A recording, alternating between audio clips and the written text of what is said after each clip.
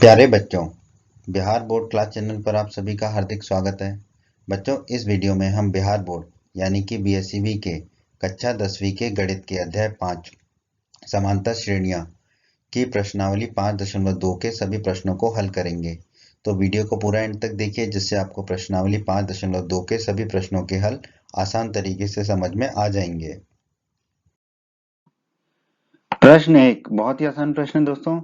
प्रश्न एक में हमसे कहा गया है निम्नलिखित सारणी में, नीचे में एक सारणी दी गई है, रिक्त स्थानों को भरिए जहां एपी का प्रथम पद ए, सार्वंतर डी, एनवा पद एन है। ठीक है, तो हमें जो है बोला गया है कि एपी तो है, ये बताया गया है कि जो सारणी में जो भी सूची है वो एपी है। ठीक है, इस सारणी में 5 भाग हैं, तो हम इस प्रश्न के पांचों भागों को हल करेंगे। ठीक है, अब हर एक भाग में हमें कुछ कुछ कुछ दे रखा है, बस एक चीज नहीं दे रखी जो ज्ञात करनी है। ठीक है, जैसे पहले भाग में हमें ए एन ज्ञात करना है, एनवा पद। ठीक है, दूसरे भाग में हमें डी ज्ञात करना है, सार्वंतर। तीसरे भाग में हमें ए ज्ञात करना है, प्रथम पद। चौथे भाग में हमें एन ज्ञात करना है, और पांचवें भाग में हमें ए एन ज्ञात करना है, एनवा पद। ठीक है, तो इसको हल करने के लिए हमें जरूरत पड़ेगी कि हम मान लेंगे कि ए1 ए2 ए3 से लेकर A N minus one A N एक हमारी एपी है, जिसका प्रथम पद ए है और सार्वंतर डी है, और उस एपी में कितने पद हैं, एन, तभी हमने लिखा ए एन। ठीक है, तो दोस्तों हमने अध्याय 5 के परिचय के वीडियो में पढ़ा था, एनवें पद का सूत्र होता है ए एन बराबर ए धन कोष्टक में एन माइनस वन गुणा डी। ये हम अध्याय 5 के परिचय के वीडियो में पढ़ चुके हैं, आप हमारा वो वीडियो अवश्य देखें। तो इसी सूत्र पर आधारित है आपका प्रश्न एक। तो आइए हम एक एक करके प्रश्न के पांचों भागों को हल कर लेते हैं। आइए दोस्तों प्रश्न के पहले भाग को हल कर लेते हैं। प्रश्न के पहले भाग में हमें ए प्रथम पद दे रखा है 7, सार्वंतर डी दे रखा है 3, और पद दे रखे हैं एन बराबर 8। तो हमें ए एन, ठीक है, एनवा पद निकालना है, अर्थात 8वां पद निकालना है। तो दोस्तों जो दे रखा है वो लिख लेते हैं। ए दे रखा है हमें प्रथम पद 7, डी दे रखा है सार्वंतर 3, ठीक है, एन दे रखा है हमें 8, तो हमने लिख लिया। और हमें ज्ञात क्या करना है, ए एन। ठीक है, ये हमें ज्ञात करना है। तो दोस्तों हम जानते हैं ए एन का सूत्र होता है ए एन बराबर ए धन एन माइनस वन गुणा डी। ठीक है, तो हमें ए पता है, डी पता है और एन पता है, तो सबके मान रख देंगे। ए एन कितना होगा हमारा, ए की जगह रख देंगे हम 7 धन एन माइनस एक है तो एन की जगह रख दिया 8 माइनस एक गुणा डी, तीन है तो डी की जगह रख दिया 3। अब हम इसको हल कर लेते हैं। ए एन हो जाएगा 7 की जगह तो 7 रख दिया, धन 8 माइनस एक कितना हो जाएगा 7, गुणा 3 वही की वही रख दिया। इसको और हल कर लेते हैं। 7 धन 7 गुणा 3 हो जाएगा 21, और 7 धन 21 कितना हो जाएगा 28। तो ए एन हमारा आ जाएगा 28। यही हमारे प्रश्न के पहले भाग का उत्तर, ए एन बराबर 28। के दूसरे भाग को हल कर लेते हैं। प्रश्न के दूसरे भाग में हमें दे रखा है प्रथम पद ए बराबर -18, तो हमने लिख लिया। डी हमें ज्ञात करना है, ठीक है, एन हमें दे रखा है 10, ठीक है, डी ज्ञात करना है तो हमने क्वेश्चन मार्क लगा दिया। एन हमें दिया गया है 10, तो हम एन बराबर 10 लिख लेते हैं, और ए एन हमें दे रखा है 0, तो हमने ए एन लिख दिया 0। इसको भी हम उसी सूत्र से हल करेंगे, ए एन बराबर ए धन एन माइनस वन गुणा डी। इस सूत्र को तो आप हमेशा के लिए याद ही कर लीजिए। ठीक है, ए एन कितना दे रखा है हमें 0, तो ए एन की जगह लिख दिया 0। ए कितना दे रखा है -18, तो ए की जगह लिख दिया -18, धन एन कितना दे रखा है 10, तो ये हो जाएगा 10 माइनस एक। डी हमें ज्ञात करना है तो गुणा डी कर दिया। अब इसको हल कर लेते हैं। ठीक है, अब ये जो -18 है बाईं तरफ जाएगा तो धन के 18 हो जाएगा, तो हमने इसको 18 लिख दिया। ठीक है, अब 10 माइनस एक कितना होता है 9, तो ये हो गया 9 डी, तो 9 डी बराबर हो जाएगा हमारा 18। ठीक है, 18 बराबर 9 डी है तो 9 डी बराबर 18 हो जाएगा। ठीक है, 9 को दाईं तरफ ले जाएंगे तो बट्टे में चला जाएगा, तो डी बराबर हो जाएगा 18/9। 18 में 9 का भाग देंगे तो डी आ जाएगा हमारा 2। यही हमारा उत्तर है प्रश्न के दूसरे भाग का। प्रश्न के तीसरे भाग को हल कर लेते हैं। प्रश्न के तीसरे भाग में हमें ए ज्ञात करना है, तो हमने लिख दिया ए बराबर क्वेश्चन मार्क। डी सार्वंतर हमें -3 दे रखा है तो लिख लिया हमने। एन दे रखा है हमें 18, और ए एन दे रखा है -5। ठीक है, तो वही सूत्र लगा लेंगे हम, ए एन बराबर ए धन एन माइनस वन गुणा डी। ठीक है, ए एन कितना है -5, तो ए एन की जगह लिख दिया -5 बराबर ए हमें ज्ञात करना है धन एन, एन कितना 18, तो ये होगा 18 माइनस एक, डी कितना दे रखा है -3, तो लिख दिया -3। इसको हल कर लेते हैं हम। -5 को वही लिखा बराबर ए वही लिखा धन 18 माइनस एक कितना हो जाएगा 17, गुणा में -3 है ही। इसको और हल कर लेते हैं हम। -5 को वही लिखा बराबर ए धन, ठीक है, अब धन है और ये ऋण है तो क्या हो जाएगा माइनस, ऋण हो जाएगा, और 17 तिया 51, तो ये हो जाएगा a -51। ठीक है, इसको हल कर लेते हैं, और -51 दाईं तरफ जाएगा तो धन का हो जाएगा, तो ये हो गया -5 धन 51। बराबर ए, ठीक है। और -5, 51 में से 5 जाएंगे तो कितना बचेगा 46, तो 46 बराबर ए हो गया, यानी कि ए बराबर 46। यही हमें ज्ञात करना था, तो यही प्रश्न के इस भाग का उत्तर है हमारा, ए बराबर 46। आइए दोस्तों प्रश्न के चौथे भाग को हल कर लेते हैं। यहाँ पे हमें ए बराबर दे रखा है -18.9, डी दे रखा है 2.5, एन हमें ज्ञात करना है और ए एन दे रखा है 3.6। वही सूत्र लगा देंगे, ए एन बराबर ए धन एन माइनस वन गुणा डी। मान रख देंगे, ए एन है 3.6, तो ए एन की जगह रख दिया 3.6 बराबर ए है 18.9 -18.9, तो ए की जगह रख देंगे -18.9 धन एन ज्ञात करना है तो एन की जगह एन ही रखेंगे -1 गुणा में डी है, डी की जगह रख देंगे 2.5। अब ये -18.5 को जो है -18.9 को दाईं तरफ ले जाएंगे, तो ये हो जाएगा 3.6 -18.9 बाईं तरफ आएगा तो धन का हो जाएगा, तो ये हो जाएगा धन का 18.9 बराबर n-1 गुणा 2.5। ठीक है, 3.6 धन 18.9 हो जाएगा हमारा 22.5 बराबर में n-1 गुणा 2.5 है ही। इसको हम लिख सकते हैं n-1 गुणा 2.5 बराबर 22.5, एक ही बात है।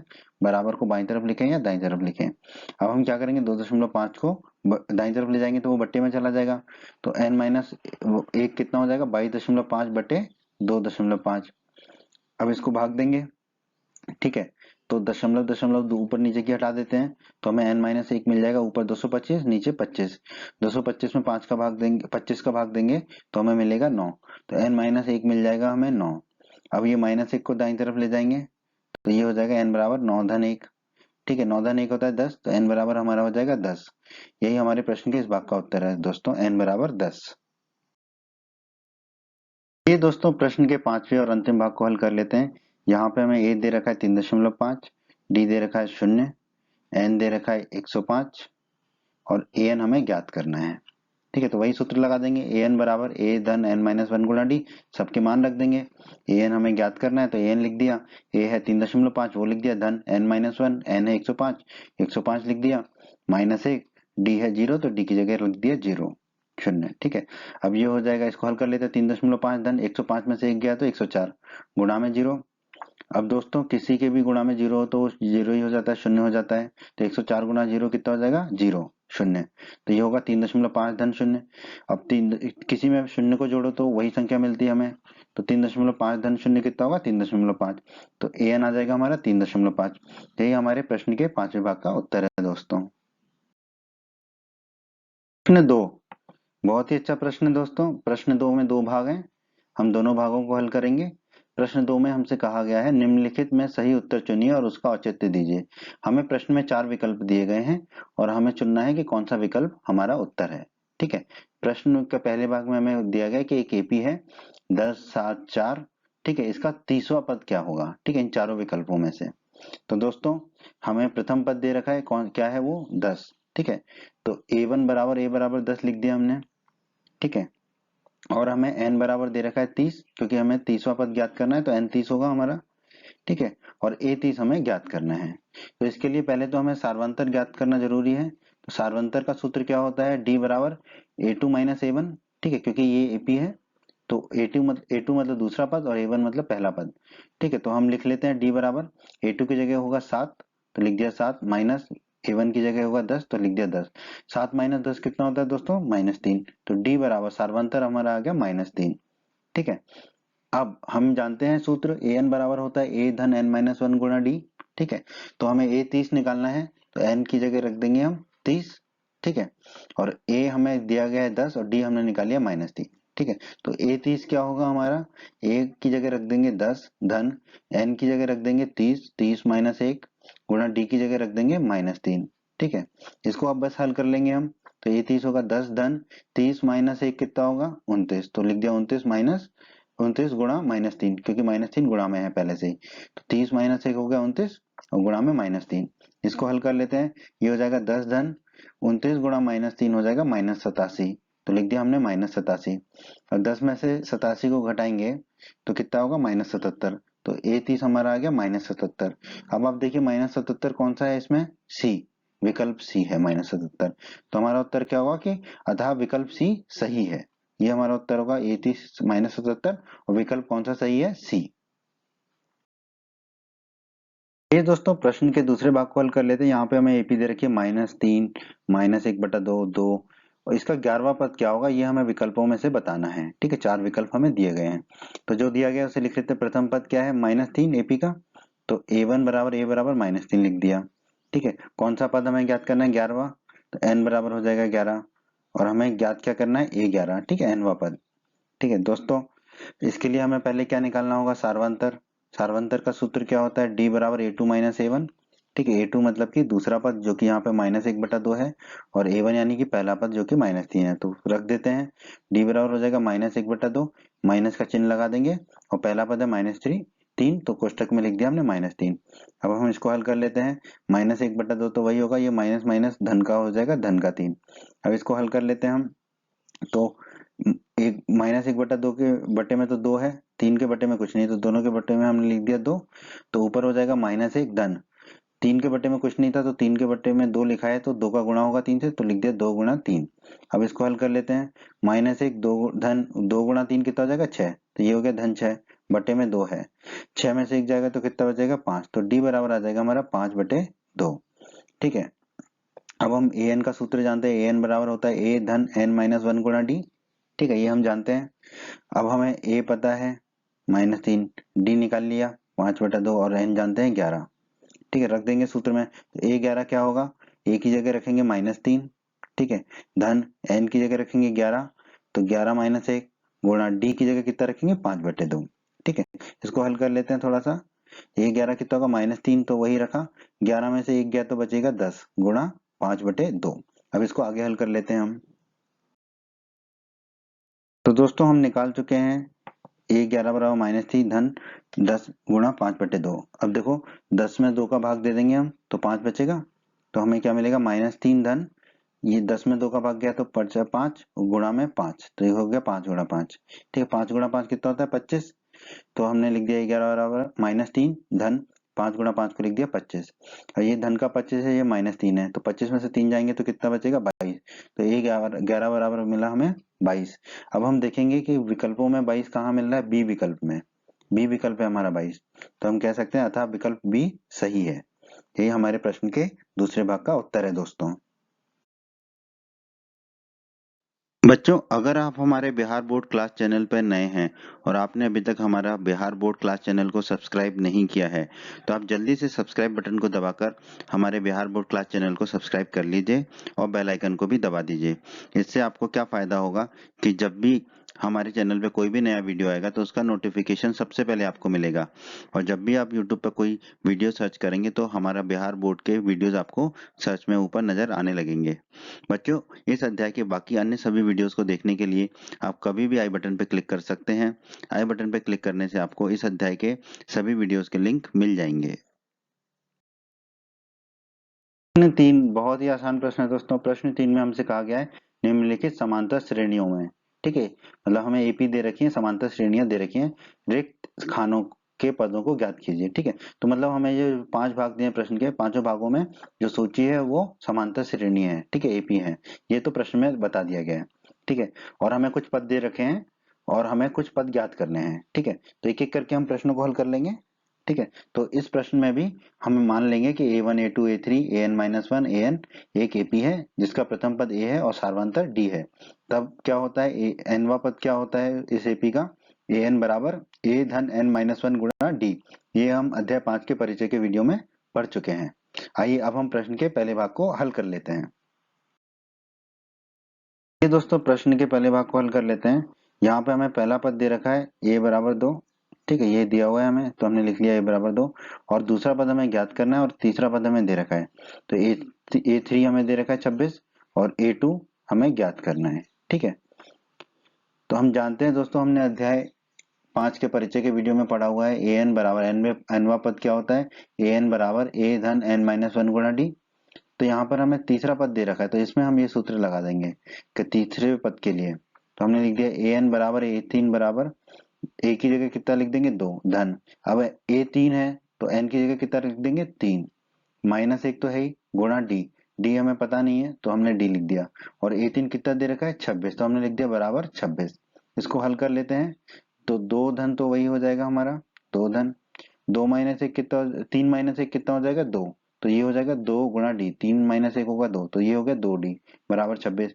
इन दोनों में 2 कॉमन आ रहा है तो 2 कॉमन ले लेते हैं। 2 में से 2 कॉमन लिया तो बचा 1, धन 2d में से 2 कॉमन लिया तो बचेगा d बराबर 26। 26 में 2 का भाग देंगे, ठीक है, इस 26 में 2 का भाग देंगे तो बचेगा 13, तो 1 धन d आ जाएगा हमारा 13। एक को दाईं तरफ ले जाएंगे तो ऋण का हो जाएगा, तो d बराबर हो जाएगा 13 माइनस 1, 13 में से 1 गया तो d आ गया हमारा 12। ठीक है, अब d हमने निकाल लिया 12। अब हमें निकालना है a2, तो a2 क्या होगा, यही वाला सूत्र लगाएंगे हम। ठीक है, तो a की जगह रख देंगे 2, धन a2 है तो n की जगह कितना हो जाएगा 2, माइनस 1 है, और d की जगह कितना रख देंगे 12, क्योंकि d हम 12 निकाल चुके हैं। बस अब इसको हल कर लेते हैं। ठीक है, 2 धन 2 में से 1 गया तो बचा 1 गुणा में 12, 1 गुणा 12 कितना होगा 12, तो ये हो जाएगा 2 धन 12, 2 धन 12 कितना हो जाएगा 14, तो a2 आ गया हमारा 14। ठीक है, तो यहाँ पर हम लिख देंगे इसका मान कितना आ गया 14, तो हमने लिख दिया बक्से में 14। यही हमारा उत्तर है प्रश्न के इस भाग का, a2 बराबर 14। प्रश्न के दूसरे भाग को हल कर लेते हैं। यहाँ पे हमें पहला पद नहीं दे रखा है, दूसरा पद दे रखा है 13, तीसरा पद नहीं दे रखा है, ज्ञात करना है, और चौथा पद दे रखा है 3। ठीक है, तो जो दे रखा है वो लिख लेते हैं हम। हमें दूसरा पद दे रखा है तो a2 बराबर हो गया 13, और हमें चौथा पद दे रखा है तो a4 बराबर हो गया 3। हमें a निकालना है या a1 कह दें, ठीक है, और हमें a3 निकालना है। ठीक है दोस्तों, तो हम जानते हैं सूत्र क्या होता है an का, an बराबर a धन n-1 गुणा d, ये हमारा सूत्र होता है। ठीक है, तो a2 बराबर कितना होगा, a धन n की जगह रख देंगे 2 माइनस 1 गुणा d बराबर 13। इसको थोड़ा सा हल कर लेते हैं, तो ये हो जाएगा a धन 2 में से 1 गए तो कितना बचा 1, तो 1 गुणा d कितना हो जाएगा d, तो a धन d बराबर हो गया 13। इसे हम मान लेते हैं समीकरण 1। ठीक है, अब a4 बराबर दे रखा है 3। ठीक है, तो a4 बराबर क्या होगा, a सूत्र से देखिए a धन n की जगह कितना रख देंगे 4, तो ये होगा 4 माइनस 1 गुणा d बराबर दे रखा है हमें a4 बराबर 3, तो रख दिया 3। इसको हल कर लेते हैं, a धन 4 माइनस 1 कितना हो जाएगा 3, तो ये हो जाएगा 3d बराबर 3। इसे हम मान लेते हैं समीकरण 2। अब दोस्तों अध्याय 3 में हमने एक विलोपन विधि पढ़ी थी, जिसमें हम दो समीकरणों को हल करते हैं और दो चरों के मान निकालते हैं। तो यहाँ पर हमारे चर हैं a और d, तो हमें a और d के मान निकालने हैं पहले। ठीक है, तो हम विलोपन विधि का इस्तेमाल करेंगे। तो हम क्या कर देते हैं, समीकरण 2 में से समीकरण 1 को घटा देते हैं। ठीक है, समीकरण 2 में से समीकरण 1 को घटा देंगे, तो क्या करेंगे, पहले समीकरण 2 का बाईं तरफ a धन 3d लिख दिया, फिर माइनस का चिन्ह लगा दिया, फिर समीकरण 1 का बाईं तरफ a धन d लिख दिया, बराबर में समीकरण 2 का दाईं तरफ 3 है वो लिख दिया, माइनस का चिन्ह लगा दिया, फिर समीकरण 1 के दाईं तरफ है 13 वो लिख दिया। अब इसको थोड़ा सा हल कर लेते हैं। ठीक है, बस कोष्टक को खोल लेते हैं। यहाँ पर a धन 3d तो लिख लिया हमने, कोष्टक को खोला तो हो गया माइनस a, और डी भी माइनस का हो गया, क्योंकि माइनस और प्लस का गुणा करते हैं तो माइनस आता है, तो माइनस से माइनस डी आया, और ये है 3, ये है -13, तो ये आ गया हमारा -10। तो इसको अब थोड़ा सा हल कर लेते हैं दोस्तों। ये है प्लस धन का ए और ये है ऋण का ए, तो ये दोनों ही आपस में कट जाएंगे। अब 3d में से माइनस डी करेंगे तो 2d बचेगा 2d, तो 2d बराबर कितना हो जाएगा -10। ठीक है, अब 2 को दाईं तरफ ले जाएंगे तो बट्टे में चला जाएगा, तो d बराबर हो जाएगा -10 बटा 2, 10 में 2 का भाग देंगे तो बचेगा 5, और माइनस का चिन्ह है तो d बराबर आ जाएगा हमारा -5। ठीक है, अब हम क्या करेंगे, d बराबर -5 का मान समीकरण 1 में रख देते हैं। समीकरण 1 क्या है हमारा, a धन d बराबर 13। ठीक है, तो a धन d बराबर 13 है, d का मान रख देंगे -5, तो ये हो जाएगा a धन -5 बराबर 13, ये है प्लस ये है माइनस, तो हो जाएगा माइनस, तो a -5 बराबर 13। अब -5 को दाईं तरफ ले जाएंगे तो धन का 5 हो जाएगा, तो a बराबर हो जाएगा 13 धन 5, 13 धन 5 होता है 18, तो a बराबर आ गया हमारा 18। ठीक है, तो जो पहला पद निकालना था 18 हमने निकाल लिया, तो हमने यहाँ पे लिख दिया a बराबर 18। ठीक है, अब हमें कौन सा पद निकालना है, तीसरा पद a3। तो हम जानते हैं an का सूत्र an बराबर a धन n-1 गुणा d। ठीक है, हमें निकालना है a3, तो a3 बराबर कितना होगा, a की जगह रख देंगे 18, अभी हमने निकाला 18, धन n कितना होगा, a3 है तो n बराबर होगा 3, तो ये हो गया 3, -1 है तो -1 गुणा में d कितना है हमारा, हमने निकाला है -5, तो d की जगह रख दिया हमने -5। अब इसको हल कर लेते हैं, तो a3 बराबर 18 को तो हमने 18 लिख दिया, धन 3 माइनस 1 कितना हो जाएगा 2, तो लिख दिया 2, और गुणा में -5 पहले से ही है। अब इसको हल कर लेते हैं, ये है प्लस ये है माइनस, तो माइनस हो जाएगा, 2 गुणा 5 कितना होगा 10, तो ये हो जाएगा माइनस का 10, तो a3 हो जाएगा 18, और ये प्लस माइनस हो गया माइनस, और 2 गुणा 5 हो गया 10, तो ये हो गया -10। 18 में से 10 जाएगा तो बचेगा 8, तो A3 आ जाएगा हमारा 8। तो हम लिख देते हैं खाने में A3 बराबर 8। यही हमारे प्रश्न के दूसरे भाग का उत्तर है दोस्तों। आइए दोस्तों प्रश्न के तीसरे भाग को हल कर लेते हैं। यहाँ पे हमें समांतर श्रेणी दे रखी है 5 खालिस्तान खालिस्तान और 9 सही 1/2। तो जो हमें दिया गया है वो लिख लेते हैं। पहला पद ए दे रखा है हमें 5, तो हमने लिख दिया ए बराबर 5। और पहला दूसरा तीसरा चौथा पद दे रखा है 9 सही 1/2, तो A4 बराबर 9 सही 1/2। 9 सही 1/2 को क्या लिख सकते हैं, 9 गुणा 2 18 धन 1 19, तो 19/2 लिख दिया हमने। हमें ज्ञात क्या करना है, दूसरा और तीसरा पद, तो A2 ज्ञात करना है और A3 ज्ञात करना है। दोस्तों अध्याय 5 के परिचय के वीडियो में हमने पढ़ा था an बराबर a धन n-1 गुणा d। ठीक है, तो हमें A4 दे रखा है, तो A4 बराबर कितना होगा, a की जगह रख देंगे 5, तो a की जगह रख दिया 5 धन n, A4 है तो n की जगह रखेंगे 4, क्योंकि A4 निकाल रहे हैं हम, तो ये हो जाएगा 4 - 1 गुणा d। और A4 कितना दे रखा है 19/2, तो हमने लिख दिया 19/2। ठीक है, अब इसको हल कर लेते हैं।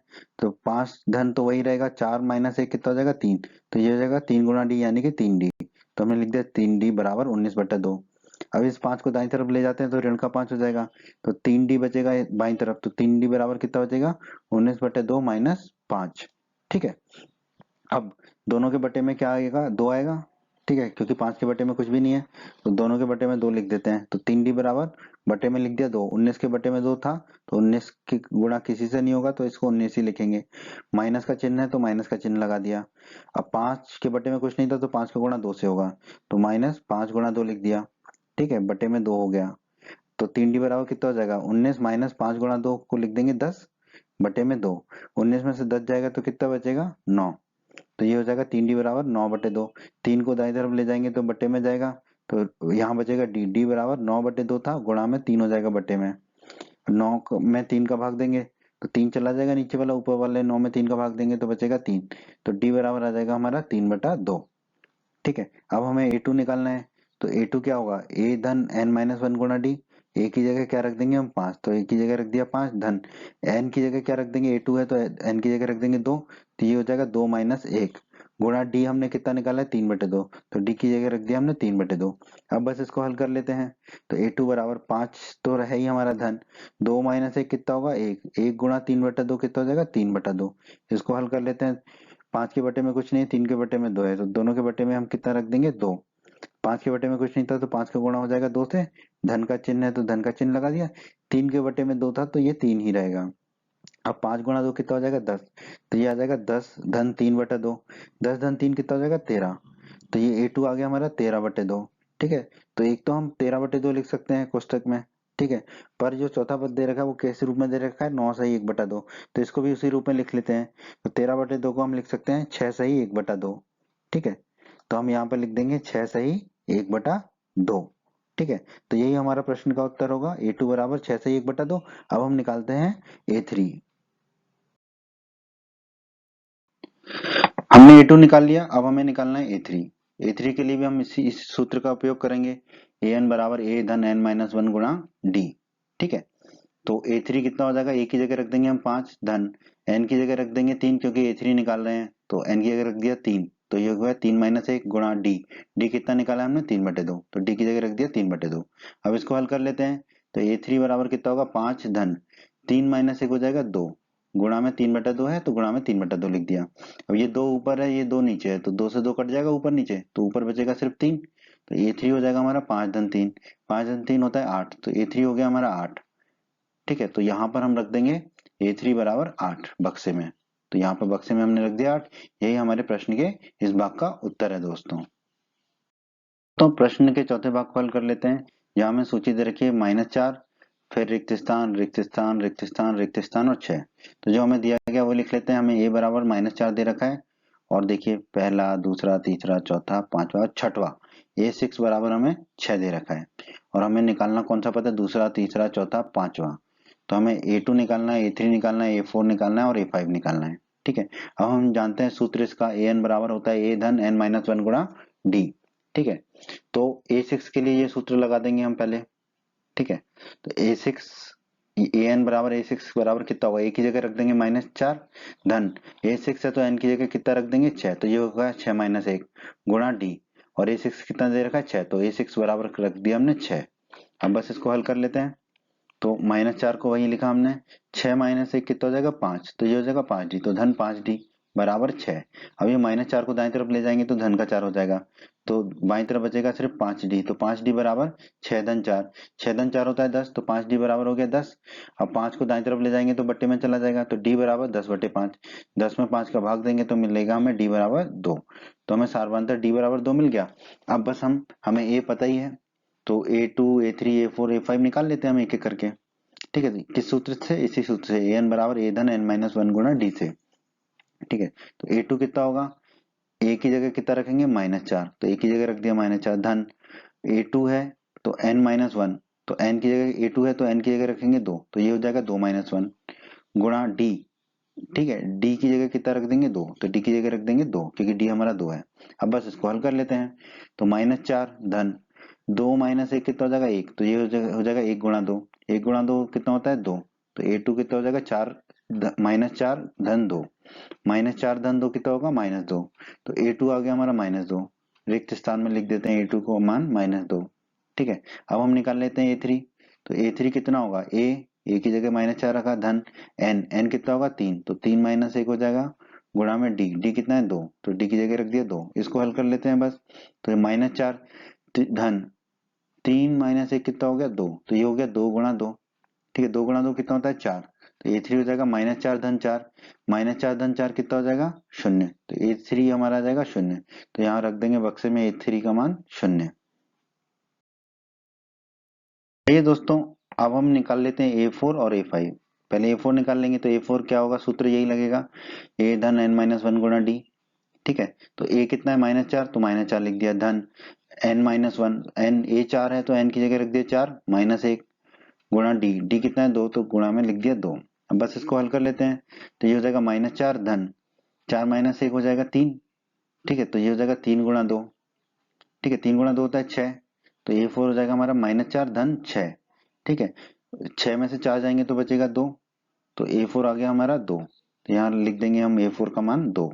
ठीक है, अब हम a5 निकाल लेते हैं, इसी सूत्र से निकालेंगे, तो a5 बराबर क्या होगा a धन, तो a की जगह रख देंगे -4 धन n - 1, n की जगह कितना रखेंगे 5 क्योंकि a5 है, तो 5 - 1 गुणा d। ठीक है, d कितना है 2, तो d की जगह रख दिया हमने 2, इसको हल कर लेते हैं, तो a5 होगा -4 रख दिया धन 5 - 1 कितना होगा 4। ठीक है, तो ये हो जाएगा 4 गुणा 2, 4 गुणा 2 होता है 8, तो a5 हो जाएगा -4 धन 8, 8 में से 4 जाएंगे तो बचेगा 4, तो a5 आ जाएगा हमारा 4, a5 हमारा आ जाएगा 4, तो यहाँ पे हम रख देंगे 4। यही हमारा उत्तर है प्रश्न का। ठीक है, हमने चारों मान निकाली, -2, 0, 2 और 4। इनके पांचवें और अंतिम भाग को हल कर लेते हैं। यहाँ पे हमें सूची दे रखी है, रिक्त स्थान 38, रिक्त स्थान, रिक्त स्थान, रिक्त स्थान और -22। ठीक है, तो हमें जो दिया गया वो लिख लेते हैं। पहला दूसरा, दूसरा पद दे रखा है तो a2 बराबर 38 दे रखा है, फिर तीसरा चौथा पांचवा छठवां पद, छठवां पद दे रखा है a6 बराबर -22, ये हमें दे रखा है। हमें ज्ञात क्या करना है, पहला पद a, फिर दूसरा तीसरा पद, दूसरे के बाद तीसरा पद a3, फिर चौथा पद a4 और पांचवा पद a5, ये हमें ज्ञात करना है। हम जानते हैं सूत्र an बराबर होता है a धन n - 1 गुणा d, इसी सूत्र का हमें प्रयोग करना है। तो a2 कितना होगा दोस्तों, a2 बराबर होगा a धन n की जगह क्या रख देंगे 2 क्योंकि a2 है, तो 2 - 1 गुणा d बराबर कितना दे रखा है हमें a2 38, हमने लिख दिया। इसको हल कर लेते हैं हम, तो a को तो ये लिखा धन 2 - 1 होता है 1, 1 गुणा d कितना होगा d, तो a धन d हो गया हमारा 38, इसे हम मान लेते हैं समीकरण 1। अब a6 हमें दे रखा है -22, तो a6 बराबर क्या होगा a धन n - 1, n कितना होगा a6 है तो 6, तो n - 1 होगा 6 - 1 गुणा d बराबर हमें कितना दे रखा है -22, तो हमने लिख दिया बराबर -22। इसको हल कर लेते हैं, तो a धन 6 - 1 कितना होगा 5, 5 गुणा d होगा 5d, तो a धन 5d बराबर होगा -22, इसे हम मान लेते हैं समीकरण 2। इसे भी हम विलोपन विधि से हल कर लेते हैं, तो हम क्या करेंगे, समीकरण 2 में से समीकरण 1 को घटा देंगे। ठीक है, तो समीकरण 2 में से समीकरण 1 को घटाएंगे तो जो समीकरण 1 का बाईं तरफ है a धन 5d उसको पहले लिख लेंगे, तो हमने लिख लिया a धन 5d, फिर माइनस का चिन्ह लगा दिया, फिर समीकरण 1 में जो बाईं तरफ है a धन d उसको लिख लिया। बराबर का चिन्ह लगा दिया। फिर समीकरण 2 में जो दाईं तरफ है वो लिख दिया -22, फिर माइनस का चिन्ह लगा दिया। फिर समीकरण 1 में जो दाईं तरफ है वो लिख दिया -38। अब इसको हल कर लेते हैं। a धन 5d तो हमारा वही होगा, तो हमने लिख दिया a धन 5d। फिर कोष्टक खोलेंगे तो माइनस ए हो जाएगा, और ये प्लस है ये माइनस है तो माइनस का डी हो जाएगा। अब -22 और -38 हो जाएंगे -60। तो आइए दोस्तों इसको हल कर लेते हैं। ये है धन का ए और ये है ऋण का ए। ठीक है, तो दोनों ये आपस में कट जाएंगे और 5d में से एक डी जाएगा तो क्या बचेगा 4d। तो 4d बराबर कितना हो जाएगा हमारा -60। 4d बराबर हो जाएगा -60। अब इस 4 को दाईं तरफ ले जाएंगे तो बट्टे में चला जाएगा, तो d बराबर कितना जाएगा -60/4। ठीक है, 60 में 4 का भाग देंगे तो 15 मिलेगा, तो d माइनस का चिन्ह पहले से ही है तो d बराबर मिल जाएगा -15। ठीक है, अब d बराबर -15 का मान समीकरण 1 में रख देते हैं। ठीक है, यहाँ पर समीकरण 1 में d का मान हम रख देते हैं -15। तो समीकरण 1 है a धन d बराबर 38, तो d का मान रख देंगे -15, तो ये हो जाएगा a धन -15 बराबर 38। धन और ऋण क्या हो जाएगा, ऋण प्लस माइनस माइनस होता है, तो a -15 बराबर हो जाएगा 38। -15 को दाईं तरफ ले जाएंगे तो धन का 15 हो जाएगा, a बराबर हो जाएगा 38 धन 15। 38 धन 15 कितना होगा 53। a बराबर आ गया हमारा 53, तो पहला पद आ गया हमारा 53। ठीक है, लिख दिया हमने यहाँ पर 53। ठीक है, अब हमें दूसरा पद तो दे रखा है, तीसरा पद निकालना है a3। तो सूत्र लगा देंगे an बराबर a धन n-1 गुणा d। ठीक है, तो a3 निकालना है, तो a3 बराबर होगा a की जगह रख देंगे हम 53 जो निकाला है हमने, धन n-1, n a3 है तो n हो जाएगा 3, तो 3 - 1 गुणा d कितना निकाला है हमने -15, तो d की जगह रख दिया हमने -15। अब बस इसको हल कर लेते हैं, तो a3 बराबर होगा 53 धन 3 - 1 कितना होगा 2, 3 में से 1 जाएगा तो बचेगा 2, गुणा में है -15। इसको हल कर लेते हैं 53। अब ये देखिए 2 गुणा -15 कितना होगा -30, तो लिख दिया हमने -30। अब 53 में से 30 जाएंगे तो बचेगा 23, तो a3 आ गया हमारा 23। अब यहाँ पे लिख देंगे हम a3 का मान 23। ठीक है, अब हम a4 निकाल लेते हैं। a4 कितना होगा, a धन a का मान है 53, तो a की जगह रख दिया हमने 53 धन n-1, n a4 है तो n होगा 4, तो ये होगा 4 - 1 4 - 1 गुणा d, तो d की जगह कितना रख देंगे -15, तो रख दिया। अब बस इसको हल कर लेते हैं। a4 हो जाएगा 53 धन 4 - 1 कितना होगा 3, 3 गुणा -15 हो जाएगा, 3 गुणा -15 कितना होगा -45, तो a4 हो जाएगा 53 - 45। ठीक है, 53 में से 45 जाएंगे तो 8 बचेगा, तो a4 हमारा आ गया 8। यहाँ पर a4 का मान रख देंगे हम 8। अब हम निकालेंगे a5। ये दोस्तों अब हम a5 निकाल लेते हैं। a हमें पता है, d हमें पता है, सूत्र हमें पता है। तो a5 कितना होगा, a धन a है 53 धन n-1, a5 है तो n कितना होगा 5, तो ये हो जाएगा 5 - 1 d कितना है -15, तो d की जगह रख दिया -15। इसको हल कर लेते हैं, तो ये हो जाएगा 53 धन 5 - 1 हो जाएगा 4, 4 और गुणा में -15 है तो -15, 4 गुणा -15 होगा -60, तो a5 हो जाएगा 53 - 60।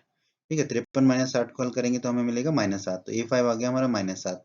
इसको लिख देंगे यहाँ पर -7, और यही हमारा उत्तर होगा दोस्तों, क्या 53, 23, 8 और -7। बहुत ही आसान प्रश्न दोस्तों। प्रश्न 4 में हमसे कहा गया है एक एपी दे रखी है हमें 3, 8, 13, 18 का कौन सा पद 78 है। ठीक है, तो दोस्तों हमें दे रखा है प्रथम पद क्या है, 3 है यहाँ पर एपी में, तो हमने लिख लिया a1 बराबर a बराबर 3। अब हम सार्वंतर निकाल लेते हैं। सार्वंतर क्या होता है दोस्तों, d बराबर a2 माइनस a1। दूसरे पद में से पहले पद को घटाएंगे, दूसरा पद है 8, पहला पद है 3, तो d बराबर हो जाएगा 8 माइनस 3। 8 में से 3 को घटाएंगे तो d हमें प्राप्त होगा 5। दोस्तों हम मान लेते हैं कि nवा पद 78 है, जो कि हमें ज्ञात करना है। इसका मतलब हमें n ज्ञात करना है, तो an क्या हो जाएगा 78, क्योंकि ये प्रश्न में दिया गया है कि कौन सा पद 78 है। हम मान रहे हैं nवा पद 78 है, तो an हो गया हमारा 78। अब दोस्तों हम जानते हैं an का सूत्र होता है an बराबर a धन n-1 गुणा d। तो an कितना दे रखा है हमें 78, तो हमने an की जगह लिख दिया 78। a बराबर a की जगह लिख दिया हमने 3 धन n-1 गुणा d, धन n-1 गुणा d की जगह लिख दिया हमने 5। ठीक है, अब बस हमने क्या किया, ये 78 बराबर था तो बराबर 78 कर दिया हमने। ठीक है, 3 धन n-1 गुणा 5 बराबर 78 लिख दिया, क्योंकि ये 78 के बराबर है। ठीक है, तो बराबर 78 को हमने दाईं तरफ लिख दिया बस। अब हम क्या करेंगे, 3 को दाईं तरफ ले जाएंगे तो ऋण का 3 हो जाएगा, तो हमें मिलेगा n-1 गुणा 5 बराबर 78 माइनस 3। 78 में से 3 घटाएंगे तो हमें कितना मिलेगा, 75। तो n-1 गुणा 5 बराबर हमें मिला 75। 5 को हम दाईं तरफ ले जाएंगे तो बटे में जाएगा, तो n-1 हमें मिलेगा 75 बटे 5। 75 में 5 का भाग देंगे तो 15 पंजे 75 होता है, तो n-1 हमें मिलेगा 15। अब ये 1 को दाईं तरफ ले जाएंगे तो धन का हो जाएगा, तो n बराबर हो जाएगा हमारा 15 धन 1। 15 धन 1 होता है 16, तो n मिल गया 16। तो हम कह सकते हैं अतः एपी का 16वां पद जो है वो 78 है। ठीक है, तो हमारा उत्तर क्या है, 16वां पद। बच्चों, अगर आप हमारे बिहार बोर्ड क्लास चैनल पर नए हैं और आपने अभी तक हमारा बिहार बोर्ड क्लास चैनल को सब्सक्राइब नहीं किया है, तो आप जल्दी से सब्सक्राइब बटन को दबाकर हमारे बिहार बोर्ड क्लास चैनल को सब्सक्राइब कर लीजिए और बेल आइकन को भी दबा दीजिए। इससे आपको क्या फ़ायदा होगा कि जब भी हमारे चैनल पे कोई भी नया वीडियो आएगा तो उसका नोटिफिकेशन सबसे पहले आपको मिलेगा, और जब भी आप यूट्यूब पर कोई वीडियो सर्च करेंगे तो हमारा बिहार बोर्ड के वीडियोज़ आपको सर्च में ऊपर नज़र आने लगेंगे। बच्चों, इस अध्याय के बाकी अन्य सभी वीडियोस को देखने के लिए आप कभी भी आई बटन पर क्लिक कर सकते हैं। आई बटन पर क्लिक करने से आपको इस अध्याय के सभी वीडियोस के लिंक मिल जाएंगे। प्रश्न 5 में दोस्तों हमसे कहा गया है, निम्नलिखित समांतर श्रेणियों में से प्रत्येक श्रेणी में कितने पद हैं ज्ञात कीजिए। तो हमें दो समांतर श्रेणियां दे रखी है, तो पहले तो हम दोनों श्रेणियों को ध्यान से देखते हैं और पता करते हैं कि ये श्रेणियां जो है परिमित समांतर श्रेणियां हैं, क्योंकि इसमें अंतिम पद है। ठीक है, दोनों श्रेणियों में अंतिम पद दिया हुआ है, इसका मतलब ये समांतर श्रेणियां क्या है, परिमित समांतर श्रेणियां हैं। परिमित समांतर श्रेणियों के बारे में हम अध्याय 5 के परिचय के वीडियो में पढ़ चुके हैं। ठीक है, तो परिमित समांतर श्रेणियां क्या होती है, जिनमें अंतिम पद होता है। ठीक है, तो दोस्तों प्रश्न के पहले भाग को हल कर लेते हैं। प्रश्न के पहले भाग में हमें समांतर श्रेणी दे रखी है 7, 13, 19 से लेके 205 तक। तो प्रथम पद क्या है हमारा 7, तो a1 बराबर a बराबर हो गया हमारा 7। ठीक है, अब सार्वंतर ज्ञात कर लेते हैं। सार्वंतर d होता है a2 माइनस a1। a2 मतलब दूसरा पद जो कि 13 है, और a1 यानी कि पहला पद जो कि 7 है। तो d हो जाएगा 13 माइनस 7, 13 में से 7 घटाएंगे तो d आ जाएगा हमारा 6। ठीक है, अब हम मान लेते हैं कि समांतर श्रेणी में n पद है, तो nवां पद कौन सा होगा, 205 अंतिम पद। तो an बराबर हो गया 205। अब हम जानते हैं an का सूत्र होता है an बराबर a धन n-1 गुणा d, ये सूत्र होता है। ठीक है, an कितना हमारा 205, तो हमने लिख दिया 205 बराबर ए है 7 तो 7 लिख लिया, धन n-1 गुणा डी कितना है 6, तो हमने 6 लिख दिया। ठीक है, अब बस ये 205 बराबर 7 धन n-1 गुणा 6 है, तो इसको हम ऐसे भी लिख सकते हैं 7 धन n-1 गुणा 6 बराबर 205, एक ही बात है। अब 7 को दाईं तरफ ले जाएंगे तो ऋण का हो जाएगा, तो यहाँ बचेगा n-1 गुणा 6 और बराबर 205 माइनस 7, 7 आ जाएगा दाईं तरफ, तो माइनस का 7 हो जाएगा। अब 205 में से 7 घटाएंगे तो बचेगा 198, तो हमें मिलेगा n-1 गुणा 6 बराबर 198। 6 को दाईं तरफ ले जाएंगे तो बट्टे में जाएगा, तो हमें मिलेगा n-1 बराबर 198 बटे 6। 198 में 6 का भाग देंगे तो हमें मिलेगा 33, तो n-1 मिल गया हमें 33। अब -1 को दाईं तरफ ले जाएंगे तो धन का हो जाएगा, तो यहाँ बचेगा n बराबर 33 धन 1। 33 धन 1 होता है 34, तो n बराबर हमारा आ गया 34। n हमने क्या माना था, समांतर श्रेणी में n पद है, और n 34 आ गया, तो हम कह सकते हैं कि समांतर श्रेणी में 34 पद हैं। तो हमारे इस प्रश्न के इस भाग का क्या उत्तर है, 34। आइए दोस्तों प्रश्न के दूसरे भाग को हल कर लेते हैं। प्रश्न के दूसरे भाग में हमें समांतर श्रेणी दे रखी है 18, 15.5, 13 और अंतिम पद है -47। तो दोस्तों प्रथम पद क्या हो जाएगा हमारा 18, तो a1 बराबर a बराबर हो गया 18। सार्वंतर d कितना होता है a2 माइनस a1। a2 यानी कि दूसरा पद जो कि यहाँ पे 15.5 है, a1 यानी कि पहला पद जो कि 18 है, तो d हो जाएगा 15.5 माइनस 18। 15.5 को थोड़ा सा हल कर लेते हैं, तो 15.5 को कैसे लिख सकते हैं हम, 15 गुणा 2 यानी कि 30 धन 1 यानी कि 31 और बटे में 2, तो 31 बटे 2 लिख देंगे हम इसको माइनस 18। अब देखिए 31 के बटे में 2 है, 18 के बटे में कुछ भी नहीं है। ठीक है, तो दोनों के बटे में हम 2 लिख देंगे, तो 31 तो ऊपर रहेगा, माइनस का चिन्ह लगा दिया ये वाला, पर 18 के बटे में कुछ नहीं था, तो 18 का गुणा 2 से हो जाएगा, तो 2 गुणा 18। अब इसको हल कर लेते हैं, तो d बराबर हमारा आ जाएगा 31 माइनस 2 गुणा 18 मतलब 36 बटे 2। 31 में से 36 जाएंगे तो बचेगा -5, तो d बराबर आ जाएगा -5 बटे 2। अब दोस्तों हम मान लेते हैं कि जो समांतर श्रेणी है उसमें कितने पद हैं, n पद हैं, यह मान लिया। तो nवा पद कौन सा होगा, अंतिम पद, यानी कि -47, तो an हो जाएगा -47। अब हम जानते हैं कि an का सूत्र होता है an बराबर a धन n-1 गुणा d। तो अब an की जगह रख देंगे -47, तो an की जगह रख दिया -47 बराबर a की जगह कितना रख देंगे 18, a की जगह रख दिया 18 धन n-1 गुणा d। d कितना है -5/2, तो लिख दिया -5/2। अब ये 18 को बाईं तरफ ले जाएंगे तो चिन्ह बदल जाएगा, ऋण का हो जाएगा, तो हमें मिलेगा -47 -18। दाईं तरफ क्या बच जाएगा n-1 गुणा -5/2। अब -47 -18 हो जाएगा -65, तो हमने लिख दिया -65 बराबर n-1 गुणा -5/2। ये माइनस है बाईं तरफ, ठीक है, दाईं तरफ ये माइनस है, ये दोनों आपस में कट जाएंगे, तो हमें क्या बचे मिलेगा 65 बराबर n-1 गुणा 5/2। तो दोस्तों हमें मिल गया 65 बराबर n-1 गुणा 5/2। इस तो हम ये 65 को दाईं तरफ लिख सकते हैं बराबर में, इसका मतलब यही हुआ n-1 गुणा 5/2 बराबर 65। ठीक है, अब 5/2 को दाईं तरफ ले जाएंगे तो हो जाएगा 2/5, तो n-1 कितना मिलेगा हमें 65 गुणा 2/5। ठीक है, अब 65 में 5 का भाग देंगे तो हमें 13 मिलेगा, तो n-1 हो जाएगा हमारा 13 गुणा 2, 13 गुणा 2 होता है 26, तो n-1 हो गया 26। अब -1 को दाईं तरफ ले जाएंगे तो धन का हो जाएगा, तो n बराबर हो जाएगा 26 धन 1, 26 धन 1 होता है 27, तो n बराबर आ गया 27। n हमने माना था कि समांतर श्रेणी में पद है, तो हम कह सकते हैं समांतर श्रेणी में 27 पद है, क्योंकि n 27 आया, तो प्रश्न के इस भाग का उत्तर होगा 27 पद।